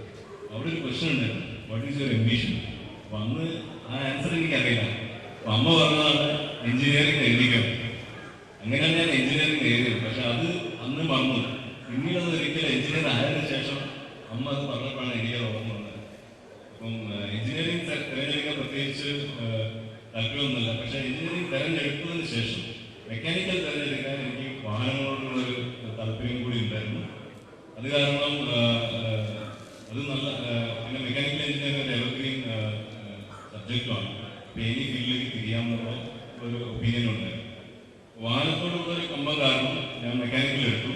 അത് കഴിഞ്ഞിട്ട് ഞാൻ ഇത്രയും കാലം 10 വർഷത്തോളം ഇപ്പോൾ ഓട്ടോമൊബൈൽ കമ്പനീസാണ് വർക്ക് ചെയ്യുന്നത്. ഞാൻ ടൊയോട്ടയിലാണ് വർക്ക് ചെയ്യുന്നത്. തൃക്കരിപ്പൂരുള്ള ഫെഡറൽ ബാങ്കിലെ മാനേജറാണ് ജിജേഷ് ഡി കിലാലി. അദ്ദേഹത്തോട് ചോദ്യം ചെയ്യാം. മികച്ച അധ്യാപകരുടെയും നല്ല വിദ്യാർത്ഥികളുടെയും ഒരു കൂട്ടായ്മ തന്നെയാണ് നമ്മുടെ സെന്റ് ജോസഫ്. അത്തരത്തിൽ സെന്റ് ജോസഫ് താങ്കളെ എത്രത്തോളം സ്വാധീനിച്ചു? സെന്റ് ജോസഫ് ബോയ്സ് ഹൈസ്കൂൾ എന്ന് പറഞ്ഞാൽ എന്നെ സംബന്ധിച്ചിടത്തോളം എൻ്റെ ക്യാരക്ടർ മോൾഡ് ചെയ്ത സ്ഥലമാണ്. അതായത് ഞാനിവിടെ 5ാം ക്ലാസ്സിൽ ജോലി ചെയ്തു. മഹാവികൃതിയായിരുന്നു ക്ലാസ്സിലെല്ലാം കൈകാര്യം. അപ്പം 5ാം ക്ലാസ്സിൽ ജോലി ചെയ്തപ്പോൾ റോസ് ടീച്ചറായിരുന്നു ക്ലാസ് ടീച്ചർ. അപ്പോൾ തന്നെ 5-7 ക്ലാസ് ടീച്ചറായിരുന്നു മേരി ടീച്ചർ. ഇപ്പം മേരി ടീച്ചർ ഇല്ല, കഴിഞ്ഞ വർഷം മരിച്ചു, നമ്മുടെ കൂടെ ഇല്ല. 6th ഞങ്ങളുടെ ക്ലാസ് ടീച്ചറായി മേരി ടീച്ചറും A ക്ലാസ്സിൻ്റെ ക്ലാസ്സിൽ റോസ് ടീച്ചറും പോയി. അന്ന് മുതൽ മേരി ടീച്ചറിൻ്റെ നോട്ടപ്പുള്ളിയായിരുന്നു ഞാൻ. ഇതേപോലെ തന്നെ സുബിൻ നായർ ഉണ്ടായിരുന്നു ക്ലാസ്സിൽ വിശ്വ. അവനെ ഒരു പ്രാവശ്യം ഞാൻ അടിച്ചതിൻ്റെ പേരിൽ ടീച്ചർ എൻ്റെ അച്ഛനെ വിളിപ്പിച്ചു. അച്ഛൻ വന്ന സമയത്ത് ടീച്ചർ എന്നെപ്പറ്റി പറയാത്ത കാര്യമല്ല. അങ്ങനെയാണെങ്കിൽ ഞാൻ തീരുമാനിച്ചു വീട്ടിൽ പോയാൽ എൻ്റെ കാര്യമല്ല. അവസാനം അച്ഛൻ ചോദിച്ചു പഠിക്കാനെങ്ങനെയാണ്. ടീച്ചർ എന്നെ ചേർത്ത് വെച്ചിരുന്നു പറഞ്ഞു, ഇവൻ പഠിക്കാനൊന്നും കുഴപ്പമില്ല, കുറച്ച് വികൃതിയുള്ളത് മാത്രമേ ഉള്ളൂ, നല്ല കുട്ടിയാണ്. അത് കേട്ടപ്പോൾ തന്നെ എനിക്ക് വളരെ സമാധാനമായി. അപ്പം അന്ന് ടീച്ചർ എൻ്റെ അടുത്ത് പറഞ്ഞു, നീ ഇങ്ങനെ വെറുതെ ഇങ്ങനെ കളിച്ച് നടക്കുന്നതിനെ കൊണ്ടാണ് ഇങ്ങനെ പോകുന്നത്, നീ എന്തെങ്കിലും ഒക്കെ ചെയ്യണം. അങ്ങനെയാണ് ഞാൻ എൻവയൺമെൻറ്റ് ഷെറിൻ ടീച്ചർ എൻവയൺമെൻറ്റ് ക്ലബിൽ ജോയിൻ ചെയ്യുന്നത്. എനിക്ക് ക്യാമ്പിൽ ആനക്കമ്പനി ക്യാമ്പിലൊക്കെ ടീച്ചർ എന്നെ കൊണ്ടുപോയിട്ടുണ്ട്. അതൊക്കെ എൻ്റെ എന്താ പറയുക ഒരു എൻഗേജ് ഒരു പക്വത തരുന്ന ലെവലിലേക്ക് എന്നെ കൊണ്ടെത്തിക്കാൻ ഈ ഒക്കെ വളരെയധികം സഹായിച്ചിട്ടുണ്ട്. പിന്നെ ഇവിടുന്ന് എല്ലാം കഴിഞ്ഞു. പിന്നെ തോമസ് മാത്യു സാർ അടിയിട്ടിട്ടുണ്ടാവും. അത് കിട്ടുന്നതാണ്, അത് കിട്ടിയാൽ ആരും നന്നാവും. അത് എത്രയോ നമ്മളെ കിട്ടിയിട്ടുണ്ട്. പിന്നെ വളരെ മികച്ച കുഴപ്പമില്ലാതെ മാർക്ക് വാങ്ങി ഇവിടുന്ന് പാസ്സായി പോയി. പിന്നെ 2 വർഷം ഞാൻ അധ്യാപകനായി ജോലി ചെയ്തിരുന്നു. അപ്പോൾ അന്ന് നിന്നാണ് ഞാൻ ബാങ്കിലേക്ക് മാറുന്നത്. അത് മാറാനുള്ള ഒരു കാരണം എന്ന് വെച്ച് കഴിഞ്ഞാൽ അധ്യാപക ഇല്ലാത്തൊരു അന്ന് ഞാൻ സ്ഥിരമായി ജോലി ആയിരുന്നില്ല. അതുകൊണ്ടാണ് ഒരു പെർമനന്റ് കിട്ടിയപ്പോൾ ഇതിലേക്ക് മാറിയത്, ബാങ്കിലേക്ക് മാറിയത്. പക്ഷേ എൻ്റെ ഒരു എന്താ പറയുക ക്യാരക്ടറും ഇതിലേക്കെല്ലാം പറ്റിയൊരു മേഖലയായിട്ട് അതിന് എനിക്ക് പിന്നീട് അത് മനസ്സിലായി. ഇതിലേക്ക് തുടർന്നു പോയി. പക്ഷേ ഇവിടെ നിന്നുണ്ടായ പല ഗുണങ്ങളും, അതായത് നമ്മളൊരു തീരുമാനമെടുക്കും. ഇപ്പോൾ ഞാനൊരു ബാങ്കിൽ ചാർജായിട്ട് വർക്ക് ചെയ്യുകയാണ്. അപ്പോൾ എൻ്റെ കീഴിൽ കുറച്ച് പേര് വർക്ക് ചെയ്യുന്നുണ്ട്. അവരെ എല്ലാവരെയും എങ്ങനെ സന്തോഷിച്ച് കൊണ്ടുപോകാം, എങ്ങനെ ടീമായിട്ട് കൊണ്ടുപോകാം എന്നുള്ള എനിക്ക് ശരിക്കും ആ കഴിവ് ഞാൻ ഡെവലപ്പ് ചെയ്യുന്നത് ഇവിടെ തന്നെയാണ്. ഇവിടെ എൻ്റെ ടീം വർക്കിൻ്റെ സുഹൃത്തുക്കളും അധ്യാപകരും എല്ലാവരും ഷിഞ്ചത്ത് പറഞ്ഞ പോലെ ഞാൻ ഷിഞ്ചത്തും ടേബിൾമെൻറ്റ്സ് കളിക്കാറുണ്ടായിരുന്നു. മിക്ക ഫ്രൈഡേസുകളിൽ ഞങ്ങൾ ക്ലാസ് ഉണ്ടാവാറുണ്ട്. ഓൾ കേരള ലെവലിലെ ടൂർണമെൻറ്റ്സ് കളിക്കാൻ പോകും. എല്ലാ സപ്പോർട്ടും അതായത് 8th 9th കാലഘട്ടമാകുന്നു ആസിഫ് ഫാദർ ഭാഗത്തും ഷിഞ്ചത്തിന് പോകൻ സാറ് ക്ലാസ് അതും വളരെയധികം സപ്പോർട്ടുണ്ട്. എല്ലാം മെൻ്റലി എല്ലാം സപ്പോർട്ടും കിട്ടിയിട്ടുണ്ട്. പിന്നെ പറഞ്ഞ മാതിരി നഴ്സിംഗ് മേഖലയിൽ പ്രവർത്തിക്കുന്ന GN സ്റ്റുഡൻ്റ് +2 സയൻസ് ബി പഠിക്കുന്ന ഫർഹാൻ ലത്തീഫ് ചോദ്യം ചോദിക്കും. സാധാരണയായി ഒരു നേഴ്സ് എന്ന് കേൾക്കുമ്പോൾ ഒരു പെൺകുട്ടികൾ മാത്രം കടന്നു വരുന്ന ഒരു മേഖലയാണ് നഴ്സിംഗ്. ഇവിടേക്ക് ഒരു ബോയ്സ് സ്കൂൾ പഠിച്ച താങ്കൾ കടന്നു വരുമ്പോൾ എന്ത് പ്രേരണയാണ് ഇവിടെ വിളിച്ചത്? നല്ലൊരു ചോദ്യമാണ്. ഒട്ടും പ്രതീക്ഷിക്കാതെ മീൻസ് തികച്ചും അപ്രതീക്ഷിതമായിട്ട് ഈ ഫീൽഡ് വന്നതാണ്. ഞാൻ പ്രീഡിഗ്രി പഠിക്കുന്ന സമയത്ത് എൻ്റെ ഫാദർ മരണപ്പെട്ടു. എൻ്റെ അനിയനും പെങ്ങളും എല്ലാം കഴിച്ചുകൊണ്ടിരിക്കുന്ന സമയമാണ്. കുടുംബത്തിൻ്റെ ഭാരം മുഴുവൻ ഏറ്റെടുക്കേണ്ടി വന്നു. ഫാദർ വർക്ക് ചെയ്ത കമ്പനിയിൽ ഒരു 3 കൊല്ലത്തോളം വർക്ക് ചെയ്തു. ഇപ്പം നമ്മൾ വിചാരിച്ചു ദൈവം നമ്മളെ കൈവിട്ടിട്ടുണ്ട്, പഠിത്തമെല്ലാം നഷ്ടപ്പെട്ടു, വിഷമിച്ചു. ഒരുപാട് ആഗ്രഹങ്ങളുണ്ടായിരുന്നു. നല്ല രീതിയിൽ വലിയ കുഴപ്പമില്ലാത്ത രീതിയിൽ പഠിക്കുന്ന ഒരാളായിരുന്നു. എനിക്ക് ഏറ്റവും കൂടുതൽ ഇഷ്ടമുള്ള സബ്ജക്റ്റ് മാത്സ് ആയിരുന്നു. മാത്സിന് ബാക്കി ഏത് സബ്ജക്റ്റിന് കിട്ടിയാലും മാത്സിന് അറൗണ്ട് ഫുള്ള് മാർക്കിന് എടുത്തിന് കിട്ടാറുണ്ട്. അങ്ങനെ ഞാൻ പ്രീഡിഗ്രി ഇവിടെ സാമൂഹ്യ സൂര്യപ്പ് കോളേജിൽ ചേർന്നു. സയൻസ് ഗ്രൂപ്പിലാണ് ചേർന്ന് മാത്സ് അഡീഷണലായിട്ട് എടുത്ത് എൻട്രൻസ് ഒക്കെ എഴുതണം അങ്ങനെയൊരു ചിന്താഗതിയിലാണ് പോയത് മുന്നോട്ട്.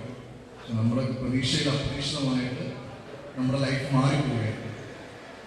പിന്നെ കുറച്ച് ഒരു 5-6 കൊല്ലം ഇങ്ങനെ പുറത്ത് പ്ലസ് 2 കഴിഞ്ഞ PG കഴിഞ്ഞ് നമ്മൾ വർക്ക് ചെയ്തുകൊണ്ടിരിക്കുന്ന അവസരത്തിൽ എന്തെങ്കിലും ജോലി കിട്ടാൻ സാധ്യതയുള്ള ഒരു പ്രൊഫഷണൽ മേഖലയിലോട്ട് കയറണമെന്ന് വിചാരിച്ചാണ്. അപ്പോൾ എൻ്റെ സിസ്റ്റർ നേഴ്സായിട്ട് വർക്ക് പഠിച്ചുകൊണ്ടിരിക്കുകയാണ്. ഞാൻ സിസ്റ്റർ പുള്ളിക്കാരത്തിൻ്റെ ഒരു ഇതിലാണ്. നമ്മൾ നഴ്സിംഗ് എന്താണോ ആളുകൾ നേഴ്സുമാർക്കോ തന്നെ അറിയത്തില്ല. അങ്ങനെ അപ്രതീക്ഷിതമായിട്ട് നഴ്സിംഗ് പഠിച്ചു. വലിയ താമസമില്ലാതെ തന്നെ ഗവൺമെൻറ് PSC എഴുതി, PSC ജോലി, ഗവൺമെൻറ് ജോലി കിട്ടി. അപ്പോഴാണ് നമ്മൾ മനസ്സിലായത് പിന്നെ മെയിൽ നേഴ്സ് എന്ന് പറഞ്ഞു കഴിഞ്ഞാൽ സാധാരണ പെണ്ണുങ്ങൾ ചെയ്യുന്ന നേഴ്സുമാർ ചെയ്യുന്ന പണികളൊക്കെ തന്നെയാണ് ചെയ്യുന്നത്. എങ്കിലും വളരെ ബ്ലെസ്സിങ് ആയിട്ടുള്ള ജോലി തന്നെയാണ് നേഴ്സിംഗ്. നമ്മൾ ചെയ്യുന്ന ജോലി സന്തോഷത്തോടു കൂടി ചെയ്തു കഴിഞ്ഞാൽ ഏത് ജോലിക്കും അതിൻ്റെതായ ഇതുണ്ട്. അപ്പം അത് മനസ്സിലാക്കിക്കൊണ്ട് സന്തോഷത്തോടുകൂടി നമ്മൾ കിട്ടുന്നത് നമ്മൾ ആഗ്രഹിക്കുന്നതൊന്നും ഒരുപക്ഷെ ചിലപ്പം കിട്ടിക്കോളും നിർബന്ധമൊന്നുമില്ല. പക്ഷെ നമ്മൾ എത്തിപ്പെടുന്ന ഒരു മേഖല നമ്മൾ സന്തോഷത്തോടെ സ്വീകരിക്കുകയും സന്തോഷത്തോടുകൂടി ചെയ്യുകയും ചെയ്യുമ്പോൾ നമ്മളവിടെ പോകുന്ന വിജയമായി ഇരിക്കുകയാണ്. ഞാൻ ഹാപ്പിയാണ്. എൻ്റെ വൈഫ് ഒരു നേഴ്സാണ്. ഒരു കുട്ടിയുണ്ട് 4 വയസ്സ്, ഒരു LKG പോകുന്നു. അപ്പോൾ ഇതിൻ്റെ നേഴ്സായതുകൊണ്ട് എനിക്ക് പ്രോബ്ലമൊന്നുമില്ല. ഞാൻ വളരെ ഹാപ്പി ആയിട്ടാണ് ഇരിക്കുന്നത്.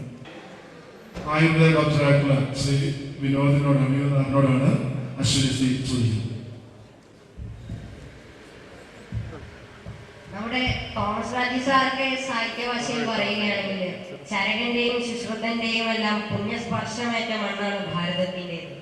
എന്നാൽ ഇന്നത്തെ കാലഘട്ടത്തിൽ ആയുർവേദ ചികിത്സാ മേഖലയ്ക്ക് വേണ്ടത്ര സ്വീകാര്യത ലഭിക്കുന്നില്ല എന്ന് പൊതുവെ പറയപ്പെടുന്നുണ്ട്.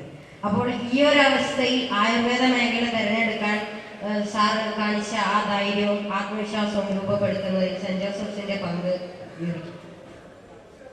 എനിക്കത്ര ധൈര്യത്തിന്റെ ആവശ്യം ഉണ്ടായിരുന്നില്ല.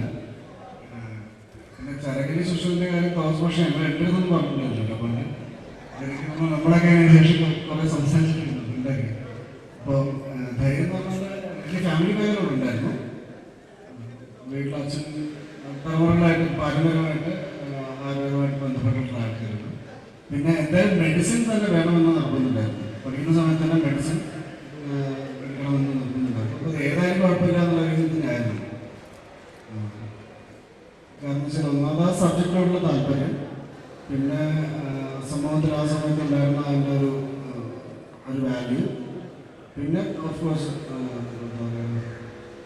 സമൂഹത്തോട് എന്തെങ്കിലും ചെയ്യാൻ പറ്റും, ഡയറക്റ്റ്ലി നമുക്ക് സമൂഹത്തോട് ഇടപെട്ട് ചെയ്യാൻ പറ്റുന്നുള്ളൂ.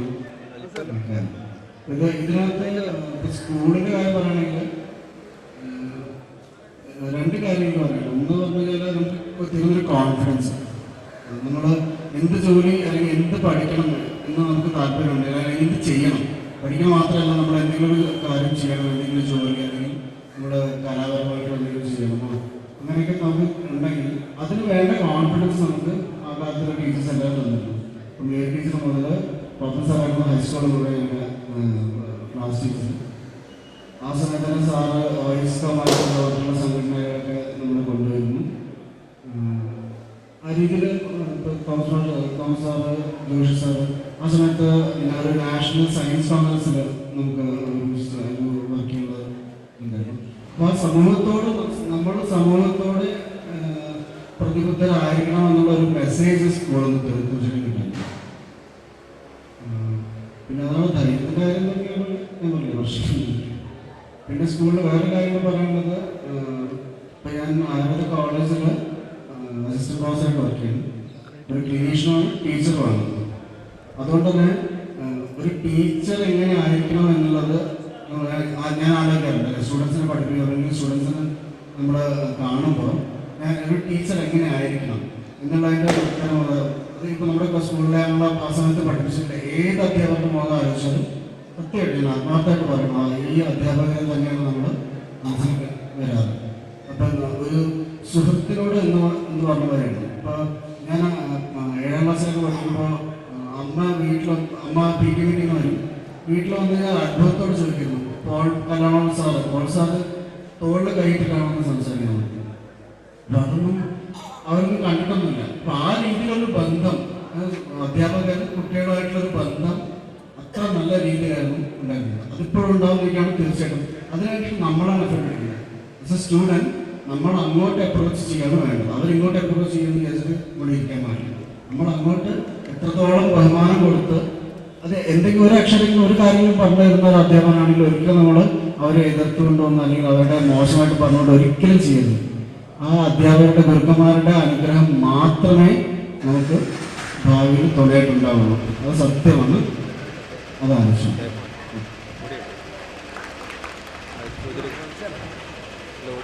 ആയുർവേദ മേഖലയിൽ തൻ്റെ നിസ്തുലമായ സേവനം ഡോക്ടർ വിനോദിന് ചെയ്യാൻ കഴിയട്ടെ ആശംസിക്കുന്നു.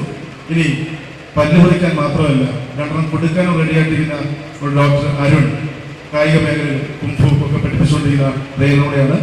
അമൽ വി. സാറ് പ്രവർത്തിക്കുന്ന 2 പ്രൊഫഷനും കുംഫു ആണെങ്കിലും ഡോക്ടർ ആണെങ്കിലും തന്നെ നല്ല അച്ചടക്കം വേണ്ട ഒരു പ്രൊഫഷനാണ്. ആ അച്ചടക്കം വളർത്തിയിരിക്കുന്നത് ഇവിടെ ഈ അധ്യാപകർ വഹിച്ച പങ്ക്. അധ്യാപകർ വഹിച്ച പങ്കിനെ കുറിച്ച് പറയുന്നതിന് മുമ്പായിട്ട് അവരോട് ഈ നിലയിൽ എന്നെ എത്തിച്ചതിന് എൻ്റെ നന്ദി ഞാൻ അറിയിക്കുകയാണ്. അവരുടെ അനുഗ്രഹത്തോടെ ഞാൻ അതിനുള്ള ഉത്തരം പറയുന്നു. നിങ്ങളുടെ ഈ സ്റ്റേജ് യങ്ങർ ഒരു 10-17 വയസ്സിലുള്ള ഒരു ജീവിത കാലഘട്ടം എന്ന് പറഞ്ഞാൽ ഒരു നല്ല മോൾട്ടൻ മെഴുകിൻ്റെ പോലത്തെ അവസ്ഥയാണ്. ടെൻഡറായിട്ടുള്ള അവസ്ഥ. അത് എങ്ങനെ വേണേൽ മോൾഡ് ചെയ്യാം. അതുവരെ നിങ്ങൾ എങ്ങനെ മോൾഡ് ചെയ്യുന്നു അതുപോലെ ഇരിക്കും നിങ്ങളുടെ ഫ്യൂച്ചർ. അപ്പം നമ്മുടെ മെയിൻ ഒരു ക്യാരക്ടറിൻ്റെ ഒരു 80% സ്കൂളിൽ നിന്ന് നമ്മൾ അക്വയർ ചെയ്യുന്നു. എന്ത് പങ്ക് വഹിച്ചെന്ന് ചോദിച്ചു കഴിഞ്ഞാൽ നമ്മളെന്താണോ അത് ഇവിടെ നിന്ന് കിട്ടിയതാണ്. പങ്കെന്നില്ല, പൂർണ്ണമായിട്ടും തന്നെ നമ്മൾ സ്കൂളിൽ നിന്ന് കൈവരിക്കുന്നത്. പിന്നെ ഡിസിപ്ലിൻ എന്നുള്ളത് സംബന്ധിച്ച് നമ്മളിപ്പം ഏത് പ്രൊഫഷനാണെങ്കിലും ഈവൻ ഡെന്റിസ്ട്രിയിലാണെങ്കിൽ നമ്മളുടെ ഓരോ കൈകളിലൂടെ നമ്മുടെ മനസ്സ് ചിന്തിക്കുന്ന ജോലി ചെയ്യുന്നതാണ് നമ്മുടെ പ്രൊഫഷൻ്റെ വിജയം. നമ്മൾ എന്ത് ആഗ്രഹിക്കുന്നു അത് നമ്മുടെ കൈകളിൽ ചെയ്യാൻ സാധിച്ചാൽ യു ആർ സക്സസ്ഫുൾ. ഈ മാർഷൽ ആർട്സ് പ്രാക്ടീസ് ചെയ്യുമ്പോൾ your thoughts everything will be in A uni directional pattern. നമ്മൾ എന്ത് ചിന്തിക്കുന്നു അത് നമുക്ക് ഗെയിൻ ചെയ്തെടുക്കാനുള്ള ഒരു ഓറിയൻറ്റേഷൻ ഉണ്ട്. നിങ്ങളിപ്പോൾ പഠിക്കുന്ന വിദ്യാർത്ഥിയാണെങ്കിൽ നിങ്ങളുടെ concentration level many times improve ചെയ്യും. നിങ്ങൾ എന്താണോ അതിൽ നിന്ന് മെനി ടൈംസ് നിങ്ങൾക്കൊരു ഇമ്പ്രൂവ്മെൻറ്റ് ഫീൽ ചെയ്യും. It is practice in the right way. നന്നായിട്ട് നല്ലൊരു ടീച്ചർക്ക് കീഴിൽ പ്രാക്ടീസ് ചെയ്യാറുണ്ട്. എന്ന് പറഞ്ഞ പോലെ ഡിസിപ്ലിൻ നമ്മുടെ ജീവിതത്തിൽ ഒരു ഭാഗമാണ്. അച്ചടക്കം, കോൺസെൻട്രേഷൻ. നമ്മുടെ ഏതൊരു ആർട്ട് പ്രാക്ടീസ് ചെയ്താലും ഏതൊരു മാർഷൽ ആർട്സ് പ്രാക്ടീസ് ചെയ്താലും നന്നായിട്ട് പ്രാക്ടീസ് ചെയ്യുകയാണെങ്കിൽ നമ്മുടെ ഈ പ്രൊഫഷന് വേണ്ട അച്ചടക്കം ഇതിലൂടെ നമുക്ക് ഗെയിൻ ചെയ്യാൻ സാധിക്കും.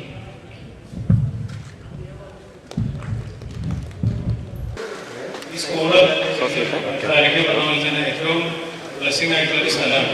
ഏറ്റവും നല്ല രീതിയിൽ തന്നെ ഗൈഡന്മാർ ഉപയോഗിക്കണം. നേരത്തെ പറഞ്ഞ ഏത് പ്രൊഫഷനാണെങ്കിലും അതിൽ നിങ്ങൾ എത്രത്തോളം കമ്മിറ്റഡ് ആവുന്നു, അതിൽ എത്രത്തോളം സിൻസിയറിറ്റി നിങ്ങൾ കാണിക്കുന്നു എന്നുള്ളതാണ് വിഷയം. ഡോക്ടറാണോ എഞ്ചിനീയറാണോ ഡസന്റ് മാറ്റർ. ഡോക്ടറായിട്ടും തീരെ സക്സസ്ഫുൾ അല്ലാതെ തീരെ സാറ്റിസ്ഫൈഡ് അല്ലാതെ ഒരുപാട് പേര് എൻ്റെ കൂടെ തരുന്നുണ്ട്. അതുകൊണ്ട് തന്നെ 1-2 കാര്യങ്ങൾ. ഒന്ന് ഇവിടുന്ന് ഗെയിൻ ചെയ്യാൻ, ഒന്ന് നിങ്ങളുടെ നോളജ്. അത് പറഞ്ഞ പോലെ തന്നെ വലിയൊരു ഹൈഫൈ വളരെ സ്ട്രിക്റ്റ് ആയിട്ടുള്ള ട്രെയിനിങ് അല്ലെങ്കിൽ കൂടിയും നിങ്ങൾക്ക് ജീവിക്കാൻ ആവശ്യമില്ല. പലപ്പോഴും തോന്നിയിട്ടുണ്ട് നമ്മൾ പഠിക്കുന്നതിന് പലതും പിന്നീട് എത്രത്തോളം അപ്ലൈ ചെയ്യുന്നുണ്ടെന്നുള്ളത് ഇറ്റ്സ് എ ക്വസ്റ്റ്യൻ. അപ്പം പഠനത്തിൽ ഇപ്പം മേ ബി ഫസ്റ്റ് അല്ലെങ്കിലും സെക്കൻഡ് അല്ലെങ്കിലും ബേസിക് ആയിട്ടുള്ള പഠനം ഇവിടെ നല്ല രീതിയിൽ തന്നെ കിട്ടും. മറ്റൊന്ന് നിങ്ങളുടെ ആറ്റിറ്റ്യൂഡ്. ആ ഒരു ആറ്റിറ്റ്യൂഡ് എനിക്ക് തോന്നുന്നില്ല ഇത്രയും നല്ല രീതിയിൽ കിട്ടുന്ന മറ്റൊരു സ്കൂളുണ്ടോ എന്നുള്ളത് സംശയമാണ്. കാരണം ഒരു വലിയ പണക്കാരൻ്റെ മകൻ തൊട്ട് സാധാരണ തൂക്കുവേലക്കാരൻ്റെ മകൻ വരെ പഠിക്കുന്ന ഒരു സ്കൂളാണ്. ഒരുമിച്ച് ഒരേപോലെ. അവിടെ ഒരിക്കലും ഒരു പണം കുറവോ കൂടുതലോ മതമോ ഒന്നും ഒരു ക്രിസ്ത്യൻ മാനേജ്മെന്റ് സ്കൂളാണ്. പക്ഷെ ഒരിക്കൽ പോലും നമുക്ക് ആ രീതിയിലൊരു തോന്നലില്ലാത്ത അത്രയും നല്ല അറ്റ്മോസ്ഫിയർ ആയിട്ട് സ്കൂളുണ്ടായിരുന്നു. അതുകൊണ്ട് തന്നെ നമ്മൾ ഓരോരുത്തരും ഈ ഇരിക്കുന്ന എല്ലാവരും അവരുടെ എല്ലാവരുടെയും ഒരു റെപ്രസെൻറ്റേറ്റീവ് എന്നുള്ളതായിരിക്കാണ് ഞാൻ പറയുന്നത്. ആറ്റിറ്റ്യൂഡും നിങ്ങളുടെ ജീവിതത്തിനെ കുറിച്ചുള്ള നിങ്ങളുടെ ആറ്റിറ്റ്യൂഡും ഇവിടെ നല്ല രീതിയിൽ മോഡലാവും. അതുകൊണ്ട് കിട്ടുന്ന അവസരങ്ങളൊക്കെ നല്ല രീതിയിൽ ഉപയോഗിക്കുക. പിന്നെ നോളജ്, ആറ്റിറ്റ്യൂഡ് കഴിഞ്ഞാൽ പിന്നെ നിങ്ങളുടെ ഇൻറ്റഗ്രിറ്റി, ക്യാരക്ടർ. വിജയിച്ച് പറഞ്ഞ പോലെ തന്നെ കുറച്ച് തരികയുടെയും വികൃതിയൊക്കെ കളിച്ചാലും എന്തൊക്കെ പറഞ്ഞാലും ഇവിടെ ഇരിക്കുന്ന ആരും മനസ്സാ രാജാ കർമ്മണ ഒരാൾ അറിഞ്ഞുകൊണ്ട് ദ്രോഹിക്കുന്ന ഒരവസ്ഥയില്ല എന്ന് എനിക്ക് ഉറപ്പാണ്. ആ ഒരു സ്ട്രെങ്ത് ഓഫ് ക്യാരക്ടർ അല്ലെങ്കിൽ ഇൻറ്റഗ്രിറ്റി കിട്ടിയതും ഈ സ്കൂളിൽ നിന്ന് തന്നെയാണ്.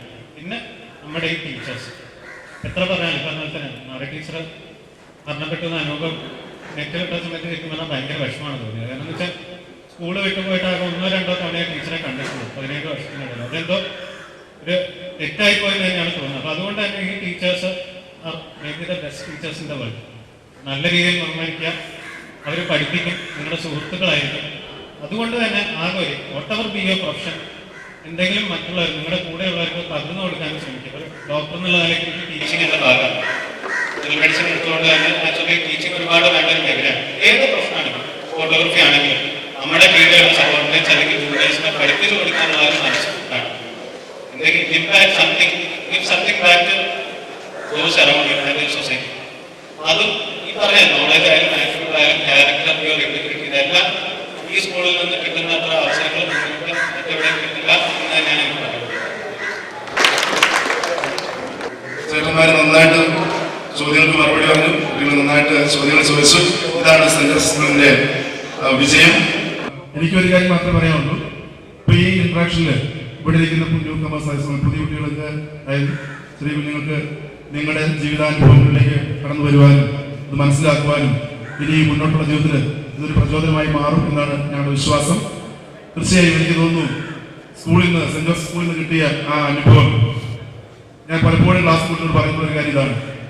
പുഴയിൽ കിടക്കുന്ന കല്ല് നല്ല മിനുസമുള്ളതാണ്. അത് ഒരു ദിവസം കൊണ്ട് മിനുസമായി തീർന്നതല്ല. അനേക വർഷത്തെ നിരന്തരമായ വെള്ളത്തിന്റെ തട്ടൽ കൊണ്ട് പരിവരത്തെ പതലം പോയി അവസാനമാണ് മിനുസമുള്ള കല്ലായി മാറുന്നത്. അപ്പോൾ നിരന്തരമായ ട്രെയിനിങ് കൂടി മാത്രമേ നമുക്കൊരു ജീവിത വിജയം ഉണ്ടാകുള്ളൂ. അതിന് ഈ സ്കൂൾ നിങ്ങൾക്ക് തീർച്ചയായും സഹായകമായിട്ടുണ്ട്. അവരുടെ അനുഭവങ്ങൾ നിങ്ങൾക്കും അനുഭവമായി വരട്ടെ എന്ന് ആശംസിച്ചുകൊണ്ട് എൻ്റെ വാക്കുകൾ ഇവിടെ നിർത്തുന്നു. നമുക്ക് ഈ ചർച്ച ഇവിടെ അവസാനിപ്പിക്കും.